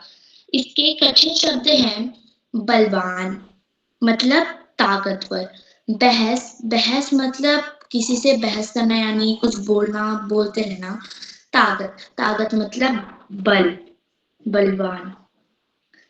और अधिक मतलब ज्यादा। आंधी मतलब तेज हवा। और मुझे इसलिए पसंद है क्योंकि इसमें हमें बताते हैं कि हमें कभी भी अपने को बलवान नहीं समझना चाहिए, क्योंकि हमसे बलवान भी कोई हो सकता है। धन्यवाद। शुभ रात्रि। अगर इसमें मेरे से कोई गलती हुई हो तो माफ करिए। जी बहन, आपकी प्रस्तुति बहुत ही सुंदर एवं प्रशंसनीय थी। जो आपने हमें सूरज और हवा की कहानी सुनाई, ये सच में बहुत ही प्रेरणादायक थी। इसी क्रम में मैं आमंत्रित करती हूँ मेरी बहन दक्षता त्रिपाठी कक्षा 7 हरमन माइनर स्कूल भीमताल नैनीताल से। बहन क्या आप उपस्थित हैं? जी बहन, मैं उपस्थित हूँ। क्या आपको मेरी आवाज आ रही है? जी, आपकी आवाज आ रही है। आपका हार्दिक स्वागत है। आप सभी को मेरा प्यार भरा प्रणाम। मेरा नाम दक्षिता त्रिपाठी, मैं कक्षा 7 की छात्रा हूँ। मैं हरमन मैनर स्कूल भीमताल में पढ़ती हूँ। आज मैं आपको अपनी एक मन पसंदीदा कविता सुनाना चाहती हूँ। वह कुछ इस प्रकार है। कठपुतली गुस्से से उबली, बोली ये धागे क्यों है मेरे पीछे आगे, इन्हें तोड़ दो मुझे मेरे पाँव पे छोड़ दो। सुनकर कठपुतली गुस्से से उबलती है और बोलती है कि ये धागे मेरे आगे पीछे क्यों है। वह स्वतंत्र रहना चाहती है। दूसरी सुनकर बोली और कठपुतलियां कि हाँ, बहुत दिन हुए हमें अपने मन के छंद को छुए। सुनकर और कठपुतलियां बोलती है कि हमें बहुत दिन हुए हमें अपने मन के छंद को छूना है। मगर पहली कठपुतली सोचने लगी, ये कैसी इच्छा मेरे मन में जागी। पहली कठपुतली सोचने लगी, ये कैसी इच्छा हमारे मन में जागी। अब मैं आपको इसके कठिन शब्द सुनाना चाहती हूँ। पहला कठिन शब्द है कठपुतली, दूसरा उबली, मन के छंद और इच्छा मन में जागी। धन्यवाद। शुभ रात्रि। जी बहन, आपकी प्रस्तुति बहुत सुंदर थी। इसी क्रम में मैं आमंत्रित करती हूँ मेरी छोटी बहन महिमा उपाध्याय, कक्षा 4, राजकीय प्राथमिक विद्यालय खोलिया गांव, बागेश्वर से। बहन, क्या आप उपस्थित हैं? हाँ, उपस्थित हूँ। जी। मैं कक्षा 4 में पढ़ती हूँ। मेरे विद्यालय का नाम राजकीय प्राथमिक विद्यालय खोलिया गांव है। मेरे ब्लॉक का नाम बागेश्वर एवं मेरे जिले का नाम भी बागेश्वर है। मैं आपके सामने एक कविता प्रस्तुत कर रही हूँ। कविता का शीर्षक है मन के भोले भाले बादल। मन जब्बर जब्बर बालों वाले गुब्बारों से गालों लगी दौड़ने आसमान में झूम झूम कर काले बादल, बड़े बालों वाले गुब्बारों की तरह गोल बालों वाले काले बादल आसमान में झूम रहे हैं। कुछ जो कर से सूद फुलाए, कुछ हाथी से सूद उठाए, कुछ ऊँटों से खूबड़, कुछ परियों से पंख लगाए, कुछ बादल जोकर की तरह टॉप फुलाए, कुछ बादल जोकर की तरह टॉप फुलाए हैं और कुछ हाथी की तरह सूंड उठा रखे हैं। कुछ ऊँटों की तरह खूबड़ वाले हैं, कुछ परियों की तरह पंख वाले। आपस में टकराते रह शेरों से मत वाले बादल, वह आपस में टकरा रहे हैं और वह शेरों से मत वाले बादल है। कुछ तो लगते हैं तूफानी, कुछ रह करते शैतान, कुछ अपने ख्यालों से चुपके झरझर बरसाते। कुछ तो ऐसा लगता है कि तबाही मचा देंगे और कुछ लगता है कि शैतानी करेंगे। कुछ बादल अपने ख्याल से चुप करके झरझर पानी बरसाते हैं। नहीं किसी के सुनते कुछ भी, ढोलक ढोल बजाते बादल वह किसी की नहीं सुनते हैं। वह बहुत जोर से गरजते हैं। रह कर छत पर आ जाते, फिर चुपके ऊपर जाते, कभी कभी जिद्दी बन कर के बाढ़ नदी नालों में लाते। वह रह कर छत पर आ जाते हैं और वह चुपके ऊपर उड़ जाते हैं। कभी कभी जिद्दी बन करके नदी नालों में बाढ़ लाते हैं। फिर भी लगते बहुत भले हैं मन के भोले भाले बदल, फिर भी बहुत भले लगते हैं, वह मन के बहुत सुंदर है। अब मैं आपको कठिन शब्द सुनाऊंगी। जब्बर बड़े घने फैलावदार तोद जोकर की तरह बाहर निकला पेट, कुबड़ ऊंट की तरह पीठ वाला, मतवाला मस्ती में रहने वाला, तूफान की तरह तबाही मचाता हुआ, शैतानी शरारत भरा हुआ, काम जिद्दी हठी, भले अच्छे भोले भाले सरल सज्जन। धन्यवाद। शुभ रात्रि। जी बहन, आपकी प्रस्तुति बहुत अच्छी थी और जो आपने जिस तरह से अपने पाठ का वर्णन किया एवं शिक्षा किया वो काफी सुंदर तरीका था। गुरुर् ब्रह्मा गुरुर् विष्णु गुरुर्देवो महेश्वर, गुरुर साक्षात पर ब्रह्म, तस्मै श्री गुरुवे नमः, तस्मै श्री गुरुवे नमः। तो मैं इन्हीं पंक्तियों के आप कह सकते हैं कि मैं इसी श्लोक के साथ मैं आमंत्रित करती हूँ बाल प्रहरी के संरक्षक श्रीमान श्याम पलट पांडे सर जी को। सर, क्या आप तक मेरी आवाज आ रही है? बहुत बहुत धन्यवाद, बहुत बहुत हार्दिक आभार प्रिय ओजस्वी, आपने बहुत सुंदर संचालन किया। आत्मविश्वास से भरा संचालन, सुखहीन संचालन, और आप पहले भी संचालन कर चुके हैं, कोई पहला अवसर नहीं है और आपके हर संचालन में एक नया निखार आता जा रहा है। और आगे बढ़ने से पहले मैं आपसे अनुरोध करूंगा कि आप भी मंच पर आएं और अपना प्रिय पाठ एक शिक्षक बन करके हम लोगों को बताएँ, पढ़ाएँ। ओजस्वी जी। जी सर, आपका सादर आभार। ज्ञानदायिनी माँ सरस्वती को मैं कोटि नमन करती हूँ। मेरा नाम ओजस्वी है, मैं कक्षा 7 में पढ़ती हूँ। मेरे स्कूल का नाम सेठ नाम जयपुरिया स्कूल है। मैं कौरीगंज अमेठी उत्तर प्रदेश से हूँ। तो जैसा कि आज यहाँ पे शिक्षण कार्यशाला हो रही है, तो बच्चों मैं आज आप सभी को हमारे भूगोल का 5वां पाठ ह्यूमन रिसोर्सेज़ पढ़ाने जा रही हूँ। ह्यूमन मतलब सबसे पहले ह्यूमन मतलब इंसान और रिसोर्सेज़ जो जिससे हमें कुछ मिले। तो सबसे पहले हम ये जानते हैं कि ह्यूमन रिसोर्सेज़ होते क्या हैं? तो अगर हमने यहाँ पे ह्यूमन रिसोर्सेज़ नाम लिया है और रिसोर्सेज़ का मतलब तो आप लोग को पता ही है, तो फिर जैसे कि हम इंसान हैं और हम खुद एक रिसोर्स हैं। जी हाँ, हम खुद एक रिसोर्स हैं।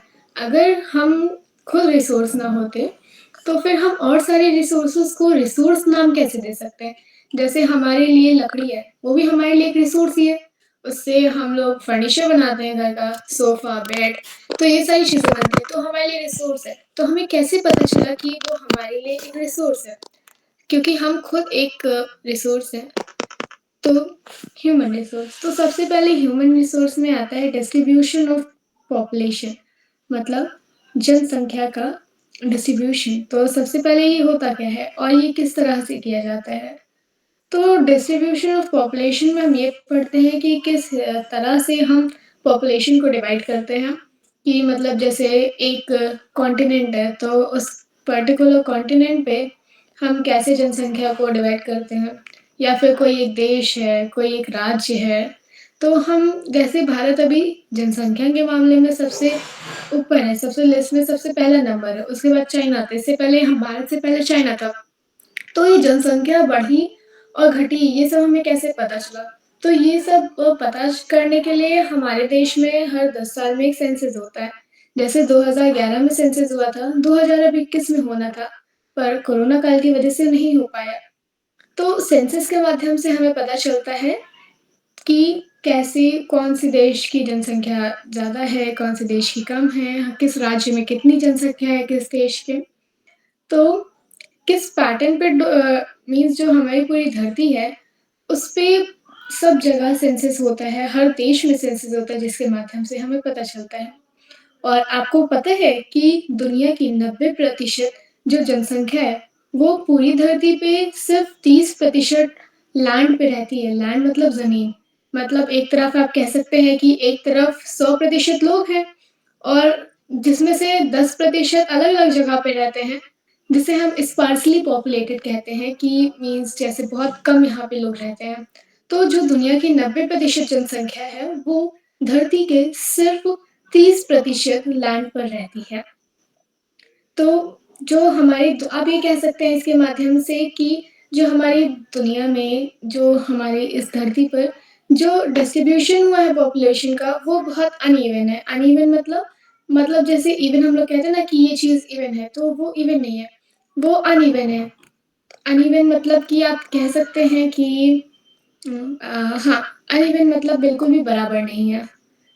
तो कुछ एरियाज़ जो हैं वो बहुत ही ज़्यादा पॉपुलेटेड हैं, मतलब वहाँ की जनसंख्या बहुत ही ज़्यादा है, और फिर कुछ ऐसे भी स्थान हैं जहाँ पे बहुत कम लोग रहते हैं। अब चलिए देखते हैं कि सबसे पहले बहुत ज़्यादा लोग कहाँ रहते हैं, तो जिसे हम क्राउडेड एरियाज़ कहते हैं। तो जैसे फिर दक्षिण हो गया, दक्षिण, और फिर एशिया। एशिया सबसे ज़्यादा, एशिया में सबसे बड़ा कॉन्टिनेंट है और सबसे ज़्यादा देश हैं। तो वैसे भी एशिया की जनसंख्या सबसे ज़्यादा होगी अगर हम कॉन्टिनेंट्स में लें। अगर हम पूरे सारे देशों के बीच में देखें तो सबसे ज़्यादा जनसंख्या भारत की है। तो जो साउथ एरिया है, south east Asia, Europe, north eastern, north America, तो यहाँ पे बहुत ज़्यादा लोग रहते हैं क्योंकि यहाँ पे रिसोर्सेज़ बहुत ज़्यादा हैं। जैसे अगर हम भारत की बात करें और रिसोर्सेज़ की बात करें, तो छोटा नागपुर जो एरिया है, ये यहाँ पे बहुत ज़्यादा लोग रहते हैं क्योंकि यहाँ पे कोल की खदानें बहुत ज़्यादा हैं।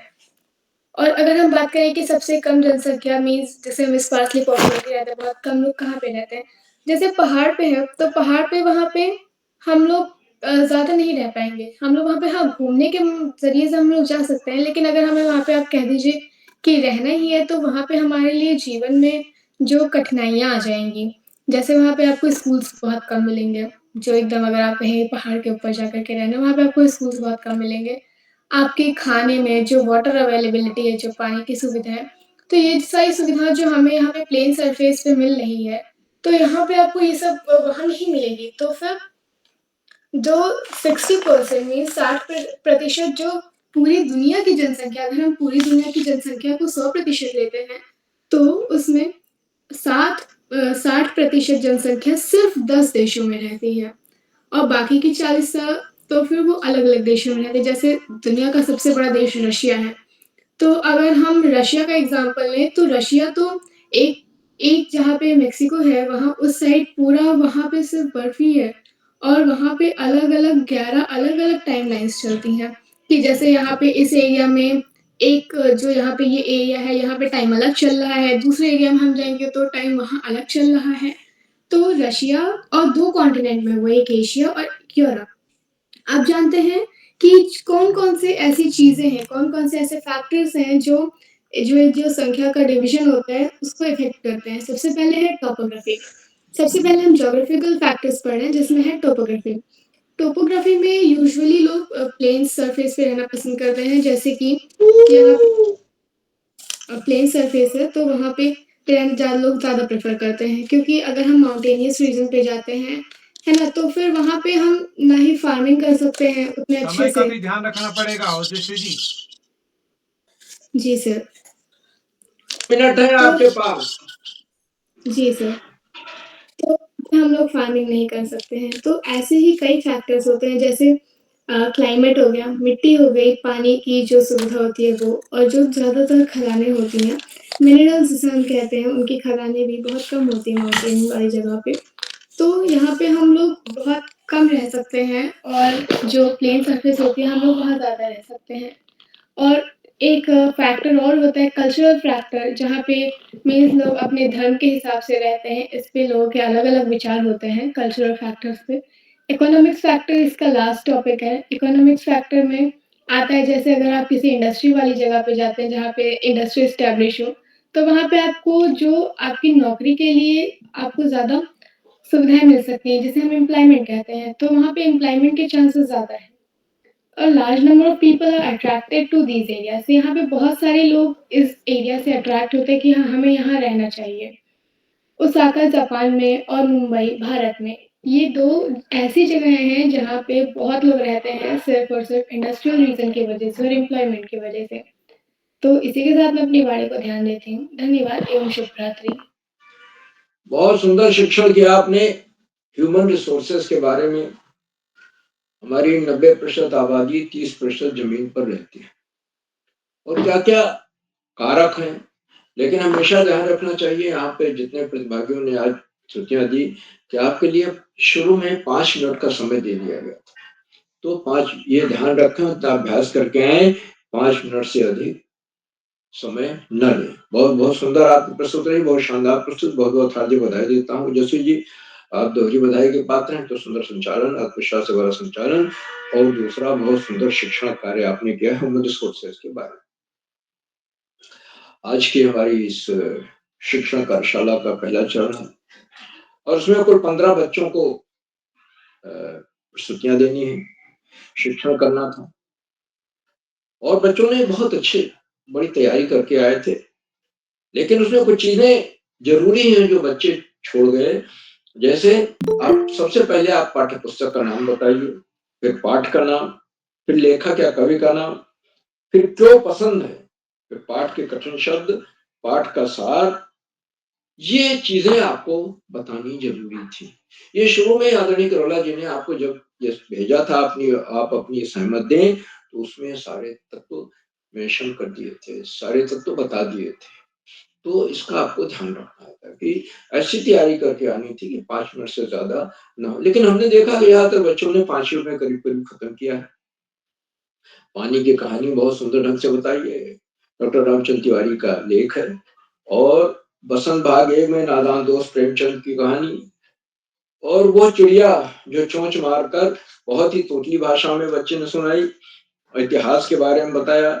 फिर रिमझिम से भोले-भाले बादल और बाघ आया, फिर कठपुतली, ओमन के, और इस तरह से अच्छे-अच्छे अच्छे पाठ चुने बच्चों ने, उन्हें बताया भी। लेकिन ये जो 4-5 मानक थे, इनको आपको ध्यान में रखना चाहिए। और जहाँ तक बच्चों ने ध्यान में रखा है, लेकिन तमाम बच्चे इनको भूल भी गए हैं। तो भविष्य में जब भी आप शिक्षण कार्य के लिए आएँ, अपनी सहमत दें, तो इन तत्वों का ज़रूर ध्यान रखें और समय सीमा ध्यान रखें कि 5 चरण में आपको खत्म कर लेना। आप घर में पूर्वाभ्यास करें, पूर्वाभ्यास के बाद ही आएँ। सबको बहुत-बहुत हार्दिक बधाई मैं देता हूँ, सारे प्रतिभागियों को।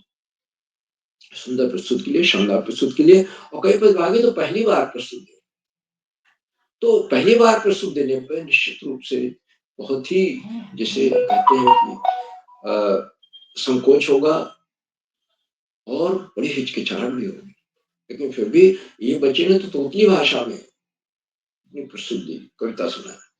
बहुत-बहुत सुंदर, सबको बहुत-बहुत बधाई। आज के कार्यक्रम की अध्यक्षता हमारे अध्यक्ष भंडारी कर रहे हैं, जो कक्षा 6 के छात्र हैं, राजकीय बालिका इंटर कॉलेज श्रीनगर पौड़ी से हैं। अध्यक्ष बनने के लिए मैं उन्हें बधाई देता हूँ। वो उन्हें अभी आमंत्रित किया जाएगा, अपना अध्यक्षीय वक्तव्य देंगी और अपना प्रिय पाठ हमें प्रिय पाठ का भी शिक्षण करेंगे। आज की हमारे विशिष्ट अतिथि श्री कार्तिक तिवारी जी हैं, कक्षा 8 के छात्र हैं, गोपेश्वर चमोली से।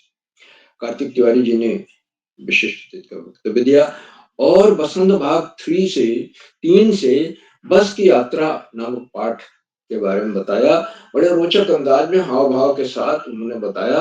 बहुत अच्छा रहा। बहुत-बहुत विशिष्ट अतिथि बनने के लिए हार्दिक बधाई और शानदार प्रस्तुति के लिए भी हार्दिक बधाई आपको। और आपने वक्तव्य दिया, उसके लिए भी हार्दिक बधाई। आज के हमारे मुख्य अतिथि आदरणीय श्री दिनेश सरस्वती जी हैं, जो प्राचार्य हैं जिला शिक्षा एवं प्रशिक्षण संस्थान बागेश्वर में। आपने संचालन की सराहना की, बच्चों की प्रस्तुतियों की भरपूर प्रशंसा की और बताया कि आदरणीय करुणा जी से वो बहुत लंबे समय से जुड़े हुए हैं और ये कार्यक्रम उनको बहुत ही आकर्षित करते हैं। आदरणीय मुख्य अतिथि महोदय ने भी बताया कि आज उनका जन्मदिन, मैं उन्हें जन्मदिन की बहुत-बहुत हार्दिक बधाई देता हूँ। जन्मदिन साल में एक बार आता है, बहुत-बहुत हार्दिक बधाई मान्यवर। और आदरणीय करुणा जी को उन्होंने फरवरी महीने में बागेश्वर आकर कार्यशालाएं करने का भी निमंत्रण दिया। मुख्य अतिथि महोदय ने अपने बहुमूल्य समय दिया, प्रेरणादायक बोधन दिया, हमारे बीच में रहे। हम उनके प्रति बहुत-बहुत हार्दिक आभार व्यक्त करते हैं और उन्हें सादर प्रणाम भी करता हूँ। मित्रों, इन कार्यक्रमों से उत्तराखंड में शिक्षा विभाग उपनिदेशक और शिक्षाविद आदरणीय आकाश सरस्वती जी प्रतिदिन जुड़ते हैं और जुड़कर अपने प्रेरणादायक बोधन से बच्चों के नहीं, हम सबका भी मनोबल बढ़ाते हैं। आदरणीय सरस्वती जी ने इस बात को रेखांकित किया कि बच्चे आज इन कार्यशालाओं में भाग लेने वाले बच्चे सिर्फ अपने विद्यालय में ही नहीं, बल्कि विद्यालय से बाहर भी जाकर के शानदार प्रस्तुतियां दे रहे हैं, शानदार प्रतिभा कर रहे हैं। उनके व्यक्तित्व में आमूलचूल परिवर्तन हुआ है, सकारात्मक परिवर्तन हुआ है। लेकिन ये बात हमेशा जीवन भर याद रखनी है कि पुस्तक हमारी सबसे बड़ी मित्र है। पुस्तकों से दोस्ती बना के रखनी। हम कभी भी अगर दुख में हो, निराशा में हो, तो पुस्तक हमारी मदद करे। सरस्वती जी इस बात को जोर देकर हमेशा बच्चों के लिए कहते हैं, क्योंकि बालपीढ़ी बच्चों का कार्यक्रम है कि पढ़ाई का कोई विकल्प नहीं और सफलता का कोई शॉर्टकट नहीं। हमें नियमित और सतत अध्ययन करना है, पाठ्यक्रम से इतर पुस्तकें पढ़नी है, पुस्तकालय जाकर वहां से सामान्य ज्ञान की पुस्तक है, महापुरुषों की जीवनी है, उसको ले आना है। और महापुरुषों की जीवनी में जो चीज अच्छी लग रही है, उसे अपने अपने जीवन में उतारने का प्रयास। आदरणीय सरस्वती जी के प्रेरणादायक बोधन के लिए उनके बहुत-बहुत हार्दिक आभार व्यक्त करता हूँ और उन्हें सादर प्रणाम करता हूँ। मित्रों, इन कार्यक्रमों से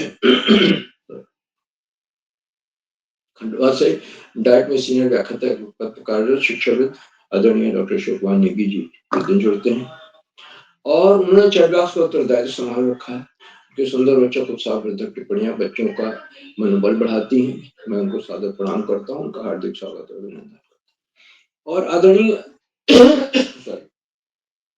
नेगी जी हमेशा अपने आशीर्वचन में कोई न कोई ऐसा नया विशेष नई बात नई सीख देते हैं जो बच्चों के लिए, बड़ों के लिए, सबके लिए को लाभदायक होती है, सबको के लिए प्रेरणादायी होती है। इसलिए सबको रोक करके उनका आशीर्वचन अवश्य सुनना चाहिए। मैं उनका आदरणीय नेगी जी का पुनः हार्दिक स्वागत और अभिनंदन करता हूँ।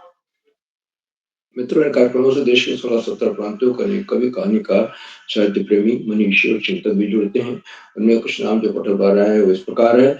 आदरणीय नरेंद्र पाल सिंह जयमुड़ा से, आदरणीय गंगा आर्या मैडम पिथौरागढ़ से, आदरणीय भगवान सिंह रौतेला जी, आदरणीय सविता वैश्य मैडम गौरीगंज मेची से, आदरणीय सुरेश अबोला जी, आदरणीय सुमित श्रीवास्तव जी जामू मेची उत्तर प्रदेश, आदरणीय दीपा विश्व मैडम, आदरणीय प्रकाश उपाध्याय जी, आदरणीय मीना देवी मैडम, आदरणीय सुरेंद्र सिंह विश्व जी, आदरणीय कुंदन सिंह नेगी जी, आदरणीय सरोजिनी कुकरेती मैडम, आदरणीय रघुवीर सिंह जी और 16-17 प्रांतों से जुड़ने वाले अनेक विद्वान शिक्षक और बुद्धिशील शिक्षक आपसे प्रतिदिन हमारे कार्यक्रमों से जुड़ते हैं और जुड़कर कार्यक्रमों को चार चांद लगा देते हैं, नई गरिमा प्रदान करते हैं और आपके जुड़ने से हमारे अंदर अभिनव ऊर्जा का प्रवाह, हम आपके लगातार मिलने वाले सहयोग के प्रति बहुत बहुत हार्दिक आभार व्यक्त करते हैं। मित्रों, जहाँ बच्चे और अभिभावकों का सहयोग अनिवार्य है और बच्चे जिस तैयारी से आज शिक्षण कार्यशाला में भाग लिया, जिस तैयारी करके आए थे, वो अपने आप में बहुत ही प्रशंसनीय है। इसमें अभिभावकों का सहयोग है, क्योंकि पाठ का चयन है, उसका अभ्यास करना, पूर्वाभ्यास, सब बच्चे पूर्वाभ्यास करते हैं, लेकिन पूर्वाभ्यास के बाद भी जब आप मंच पर आते हैं तो डगमगा जाते हैं और वो बार बार भाग लेने से ही वो चीज कम होती है, खत्म होती है, वो आत्मविश्वास पैदा होता है।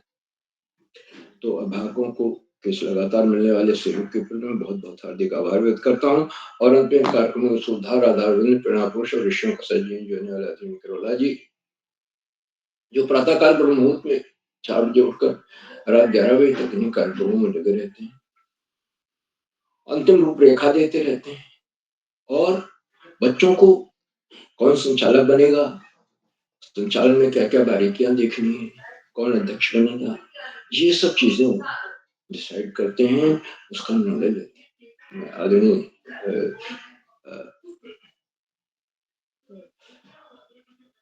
करोला जी को सादर प्रणाम करता हूँ, उनके प्रयासों को कोटि नमन करता हूँ, अभिनंदन करता हूँ और अधिक समय न लेकर अपनी वाणी को विराम देते हुए मंच का बहुत सुंदर संचालन कर रही कुमारी ओजस्वी जी को मंच सौंपता हूँ, आगे संचालन करें। बहुत बहुत धन्यवाद, बहुत बहुत हार्दिक आभार। ओजस्वी जी। जी सर, आपका सादर आभार। तो अब मैं आज की कार्यशाला के छूटे हुए प्रतिभागियों को आमंत्रित करती हूँ। सबसे पहले मेरे बड़े भाई हिमांशु कुमार, कक्षा 8, राजकीय पूर्व माध्यमिक विद्यालय बमराड़ी बागेश्वर से। भैया, क्या अब तक मेरी आवाज आ रही है?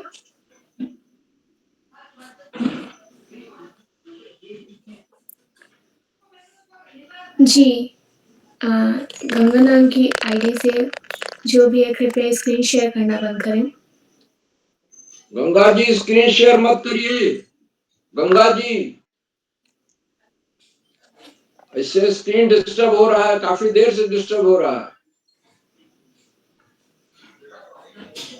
है। जी, हिमांशु भैया, कक्षा 8, क्या आप उपस्थित है? शायद किसी कारणवश उपस्थित नहीं है।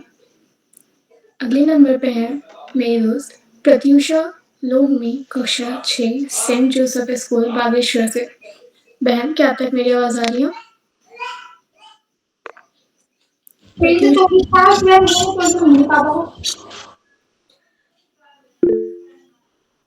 शायद वह भी उपस्थित नहीं है।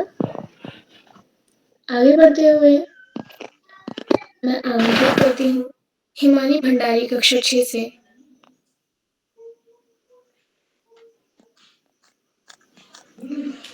शायद वो भी उपस्थित नहीं है। मैं आप सभी से पूछना चाहती हूँ कि क्या कोई ऐसा भी प्रतिभागी है जिसका नाम अब तक ना लिया हो, जिसने अब तक अपनी प्रस्तुति ना दी हो? कोई? बहन मैं हूँ। जी, आपका नाम? मेरा नाम पंकज है। जी, पंकज। पंकज सिंह। 3 नंबर पर। जी सर। मैं कक्षा 6 से पंकज सिंह को आमंत्रित करती हूँ। भैया आपका हार्दिक स्वागत है। धन्यवाद। मेरा नाम पंकज है। मैं कक्षा 6 का छात्र हूँ। मेरे विद्यालय का नाम Hirawati Madhura Joseph Saraswati senior secondary school है। आज मैं आपको अपनी मन पसंदीदा कविता सुनाने आया हूँ। बसंत भागवान वो पाठ 7 टिकट एल्बम। इसके राइटर का नाम सुरेंद्र राम स्वामी है। अब मैं बताना चाहूंगा कविता कुछ इस प्रकार है। अब राजप्पा को कोई नहीं पूछता, आजकल सब के सब नागराजन को घेरे रहते। नागराजन घमंडी हो गया है। राजप्पा सारे लड़कों में कहता फिरता, पर लड़के भला क्या उसकी बातों पर ध्यान देते। नागराजन के मामा जी ने सिंगापुर से एक एल्बम भिजवाया था। वह लड़कों को दिखाया करता। सुबह पहली घंटी के बजने तक सभी लड़के नागराजन को घेर कर एल्बम देखा करते। आधी छुट्टी के वक्त भी उसके आसपास लड़कों सभी को अपना एल्बम दिखाता, पर किसी को हाथ नहीं लगाने देता। एल्बम को गोद में रख लेता और एक एक पन्ना पलटता। लड़के बस देखकर खुश हो जाते। और तो और की कक्षा की लड़कियां भी उस एल्बम को देखने के लिए उत्सुक थी। प्रवृत्ति लड़कियों की अगुआ बनी और एल्बम मांगने आई। लड़कियों में वही तेज तरार मानी जाती है। नागराजन ने कवर चढ़ाकर एल्बम उसे दिया। एक दिन राजप्पा ने सोचा, क्यों ना मैं नागराजन की एल्बम चुरा लूं।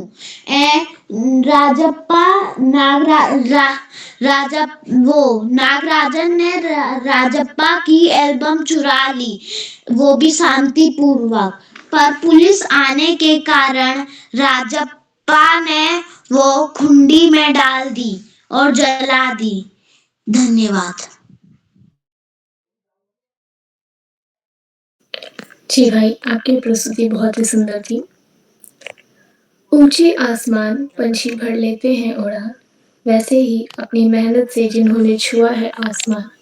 ऊंचे आसमान पंछी भर लेते हैं उड़ान, वैसे ही अपनी मेहनत से जिन्होंने छुआ है आसमान। पधारे हैं हमारे मंच पर वह मेहमान, पधारे हैं हमारे मंच पर वे मेहमान। मैं इन्हीं पंक्तियों के साथ डॉक्टर शिव कुमार नेगी सर को आमंत्रित करती हूँ, जो चैट बॉक्स के माध्यम से अपनी टिप्पणियों के माध्यम से हमेशा हमारा मार्गदर्शन करते हैं और हमें प्रेरणा देते हैं। डॉक्टर शिव कुमार नेगी सर, क्या अब तक मेरी आवाज आ रही है? जी हो जसवीर की आपकी आवाज आ रही है और जी सर। आपने कार्यक्रम का संचालन किया, उसके लिए मैं आपको बहुत सारी बधाइयाँ देता हूँ, शुभकामनाएं देता हूँ। आपने मेरी आवाज आ रही है जसवीर जी आपको? जी सर, आपकी आवाज एकदम स्पष्ट आ रही है। तो मैं आपको आज की इस कार्यशाला के लिए बहुत सारी बधाइयाँ देता हूँ, शुभकामनाएं देता हूँ। आज शिक्षण कार्यशाला बालपरी का 1108वां ऑनलाइन कार्यक्रम है और इस कार्यक्रम के मुख्य अतिथि के रूप में मंच पर विराजमान आदरणीय श्री दिनेश चंद्र सतीश जी, जो प्राचार्य हैं जिला शिक्षा एवं प्रशिक्षण संस्थान बागेश्वर से। आप एक शिक्षाविद के रूप में भी अपनी पहचान रखते हैं, आदरणीय दिनेश चंद्र सतीश जी। आपने आज बालपरी मंच पर उपस्थिति प्रदान कर व्यस्ततम समय में से समय दान दिया, उसके लिए हम आपका हार्दिक अभिनंदन करते हैं, स्वागत करते हैं। आपने बच्चों की प्रस्तुतियों की सराहना की और मार्गदर्शन किया और शिक्षण कार्यशाला के बारे में आपने अपनी बात साझा इसके लिए भी हम आपका साधुवाद करते हैं। बालप्रियरी मंच पर आज विशिष्ट अतिथि के रूप में मंचासीन कार्तिक तिवारी जी चमोली बागेश्वर से, आज के कार्यक्रम के अध्यक्षता करने वाले हमारे मित्र दृष्टि भंडारी जी श्रीनगर पौड़ी से हैं आप, और सेठ आनंद राम जयपुरिया विद्यालय गौरीगंज अमेठी उत्तर प्रदेश से कक्षा 7 की विद्यार्थी कुमारी ओजस्वी जी।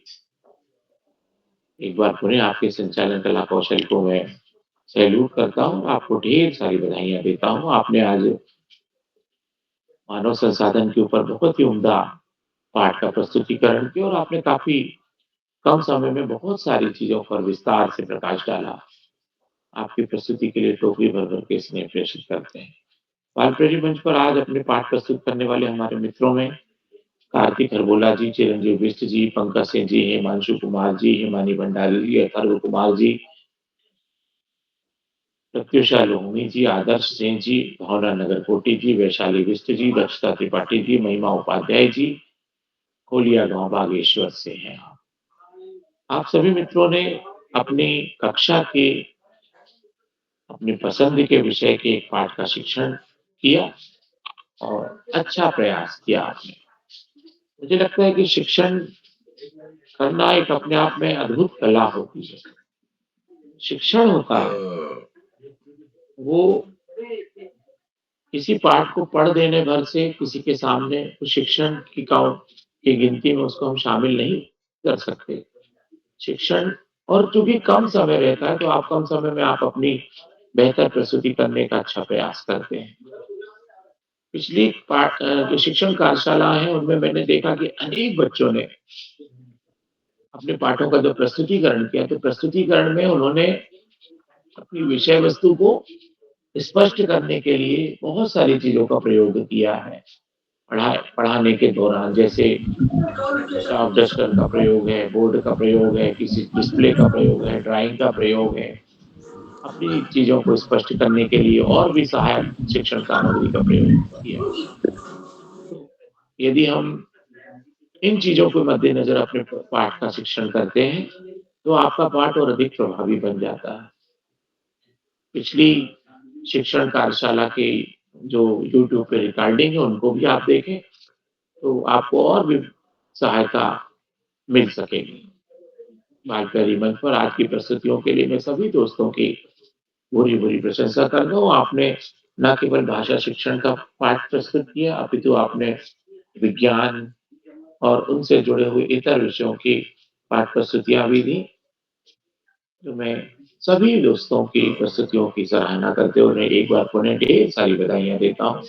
आपके शिक्षण पाठ के प्रस्तुतिकरण के लिए सहायता प्रदान करने वाले सभी अभिभावक गणों का भी मैं अभिनंदन करता हूँ और हमारे गुरुजनों का भी मैं आभार ज्ञापित करता हूँ कि जिन्होंने बच्चों के प्रशिक्षण में, बच्चों के शिक्षण के पाठ की तैयारी में जो उन्होंने प्रशिक्षित किया है और जो उन्हें थोड़ा भी कुछ मार्गदर्शन दिया है, तो वो उनके लिए एक बहुमूल्य सुझाव के रूप में प्रस्तुतिकरण में शामिल हुआ है।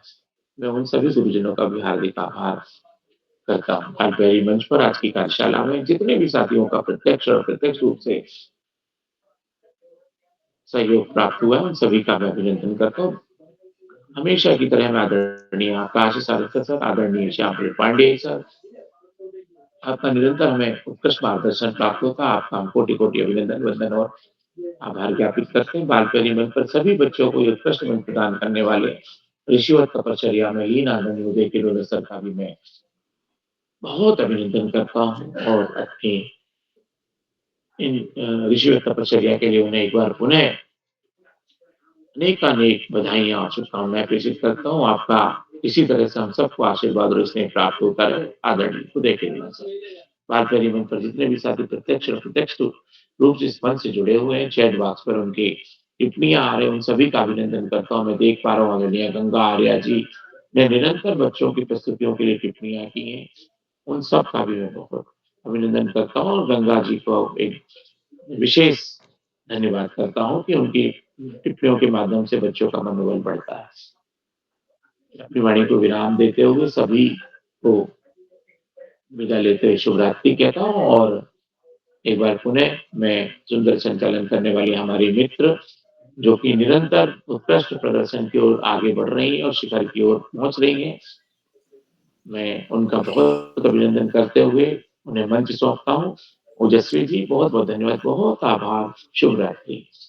जी सर, आपका सादर आभार जी। कि आप आज हमारे मंच पर आए और हम सभी को मार्गदर्शन दिया और हम सभी को प्रेरणा दी। तो मैं इसी के साथ आज का ये कार्यक्रम बाल प्यारी के संपादक और हम सभी के परम प्रिय मित्र श्रीमान उदय किरोड़ा सर जी को सौंपती हूँ एवं अगर मुझसे कोई भी त्रुटि हुई हो तो कृपया मुझे क्षमा करिएगा। जी जी ओजस्वी जी, आपको सुंदर संचालन के लिए बधाई। अध्यक्ष जी का उद्बोधन हो गया था दृष्टि भंडारी जी का। ओजस्वी जी जी अध्यक्ष जी का उद्बोधन हो गया। ओजस्वी जी जी सर, क्षमा चाहती हूँ। नहीं हुआ उनका। आमंत्रित करिए उनको। जी जी तो मैं कार्यक्रम आज की अध्यक्ष को जी कार्यक्रम को समेटते हुए मैं आमंत्रित करता हूँ दृष्टि भंडारी जी को। दृष्टि जी, आप उपस्थित हैं क्या? यस सर, मैं उपस्थित हूँ। दृष्टि जी, आपका स्वागत है। आप अभी हमारे जब हमने 5 दिन की कार्यशाला की श्रीनगर में, आपने वहाँ बहुत महत्वपूर्ण भूमिका निभाई, सक्रिय सहयोग किया है। मैं आपको आमंत्रित करता हूँ आज के इस कार्यक्रम में अध्यक्ष उद्बोधन के धन्यवाद लिए और सर। अपने पाठ के लिए। धन्यवाद सर। आदरणीय Akash sir, Pandey sir, Uday Kirola sir, Shyam sir, Ashok sir, Dinesh sir, Deepa Bisht ma'am को मेरा सादर प्रणाम। और अगर किसी सर या फिर मैम का नाम अगर मुझसे छूट गया तो मैं माफी मांगती हूँ। मैं जी सर, आपने हमें बहुत अच्छी शिक्षा दी कि पुस्तक हमारी सबसे अच्छी मित्र है। मैं चाहे हम कहीं भी हो, पुस्तक हमारा हमेशा साथ देती है। सर जी, आपने हमें अच्छी एवं प्रेरणादायक बातें बताई एवं शिक्षा दी। सर जी, आप हम सबके बहुत बड़े आभारी हैं जो आपने हमें शिक्षादायक एवं आनंद से भरी बातें बताई। सर, मैं कोशिश करूंगी कि मैं हमेशा इस कार्यशाला में जुड़ूं। सर, मैं उदय किरोला सर की बहुत बड़ी आभारी हूँ। सर, मैं आपका सादर धन्यवाद करती हूँ कि आपने मुझे अध्यक्षता करने का मौका दिया। तो इस कार्यक्रम को आगे बढ़ाते हुए 29 जनवरी 2025 बुधवार 7:30 बजे गूगल मीट पर बाल प्रेरी पर 1108वां ऑनलाइन कार्यक्रम। मुख्य अतिथि आदरणीय श्री दिनेश चंद्र सती जी, प्राचार्य, जिला शिक्षा एवं प्रशिक्षण संस्थान बागेश्वर। विशिष्ट अतिथि श्री कार्तिक तिवारी, मेरे बड़े भैया, कक्षा 8, श्री रामचंद्र भट्ट, सरस्वती विद्या मंदिर इंटर कॉलेज गोपेश्वर। मैं हमारी जो पहली प्रतिभागी आई श्री कार्तिक हरबोला, उन्होंने हमें पानी की कहानी जो है सुनाई। तो बहुत ही सुंदर उन्होंने हमें पानी की कहानी सुनाई। बहन, तुम्हारा बहुत बहुत धन्यवाद। तो जो हमारी दूसरी प्रतिभागी आई श्री चिरंजीव बिष्ट, कक्षा 6, नादान दोस्त की कहानी उन्होंने हमें सुनाई, जो कि बसंत भाग 1 में है। यह कहानी मेरी भी बहुत मन पसंदीदा है, जिससे कि हमें कोई सीख मिलती है। तो हमारे जो तीसरे प्रतिभागी आए पंकज सिंह, कक्षा 6, तो इन्होंने भी हमें टिकट एल्बम की कहानी जो है सुनाई। तो जो श्री हिमांशु कुमार कक्षा 8 के थे, तो जब उनकी बारी थी तो मेरा नेटवर्क नहीं चला, तो मैं माफी मांगती हूँ। तो जो हमारे 5वें प्रतिभागी हिमानी भंडारी, तो उन्होंने हमें बहुत ही सुंदरी जो हमारी कक्षा 6 भाग 1 बसंत भाग 1 में है पहली कविता वो चिड़िया, जो उन्होंने हमें सिखाई। फिर हमारे आए 6वें प्रतिभागी, उन्होंने हमें बताया इतिहास क्या है। फिर 7वें प्रतिभागी की बारी आई, तो उन्होंने हमें बताया मैं सबसे छोटी हूँ। फिर हमारे 8वें प्रतिभागी श्री आदर सिंह कक्षा 5, हीरावती माधवानंद जोशी, सरस्वती विहार, शांतिपुर, उधम सिंह नगर। उन्होंने हमें नागा अर्जुन यानी कि बाघ आया वाली कहानी बताई। फिर आए हमारे 9वें प्रतिभागी कुमारी भावना नगर कोटी कक्षा 7, राजकीय पूर्व माध्यमिक विद्यालय बामराड़ी बागेश्वर। इन्होंने हमें हम पंछी उन भाग दो मुक्त गगन के, बसंत भाग दो की उन्होंने हमें कहानी सुनाई। और हमारे 10वीं प्रतिभागी कुमारी वैशाली बिष्ट कक्षा 6 राजकीय इंटर कॉलेज जनसा गंजा रामनगर नैनीताल से। इन्होंने हमें अतीत बलवान कौन है वाली कहानी सुनाई। फिर हमारे 11वें प्रतिभागी की बारी आई तो दक्षिता त्रिपाठी कक्षा 7 हरमन माइनर स्कूल भीमताल नैनीताल से। तो इन्होंने हमें सुनाई कठपुतली गुस्से से बोली। फिर आई हमारे 12वें प्रतिभागी तो इन्होंने हमें सुनाई कक्षा 4 के मन के भोले भाले बात। तो इसी तरह मैं आज दिनेश सर के जन्मदिन की उन्हें हार्दिक शुभकामनाएं देती हूँ। तो इसी जैसे और भी बच्चों ने अपना पाठ प्रस्तुत किया तो मैं भी अपना पाठ प्रस्तुत करना चाहती हूँ। मेरे पाठ का शीर्षक है टिकट एल्बम। अब राजप्पा को कोई नहीं पूछता। यहाँ पर एक बच्चे का नाम दिया गया है राजप्पा। अब राजप्पा को कोई नहीं पूछता। आजकल सबके सब नागराजन को घेरे रहते। आजकल यहाँ पर एक बच्चे का नाम और दिया गया है नागराजन। वो सबके सब नागराजन को घेरे रहते। राजप्पा सारे लड़कों में कहता फिरता, लेकिन फिर भला उसकी बात कोई कैसे सुनता। उसकी बातों पे कोई ध्यान नहीं देता।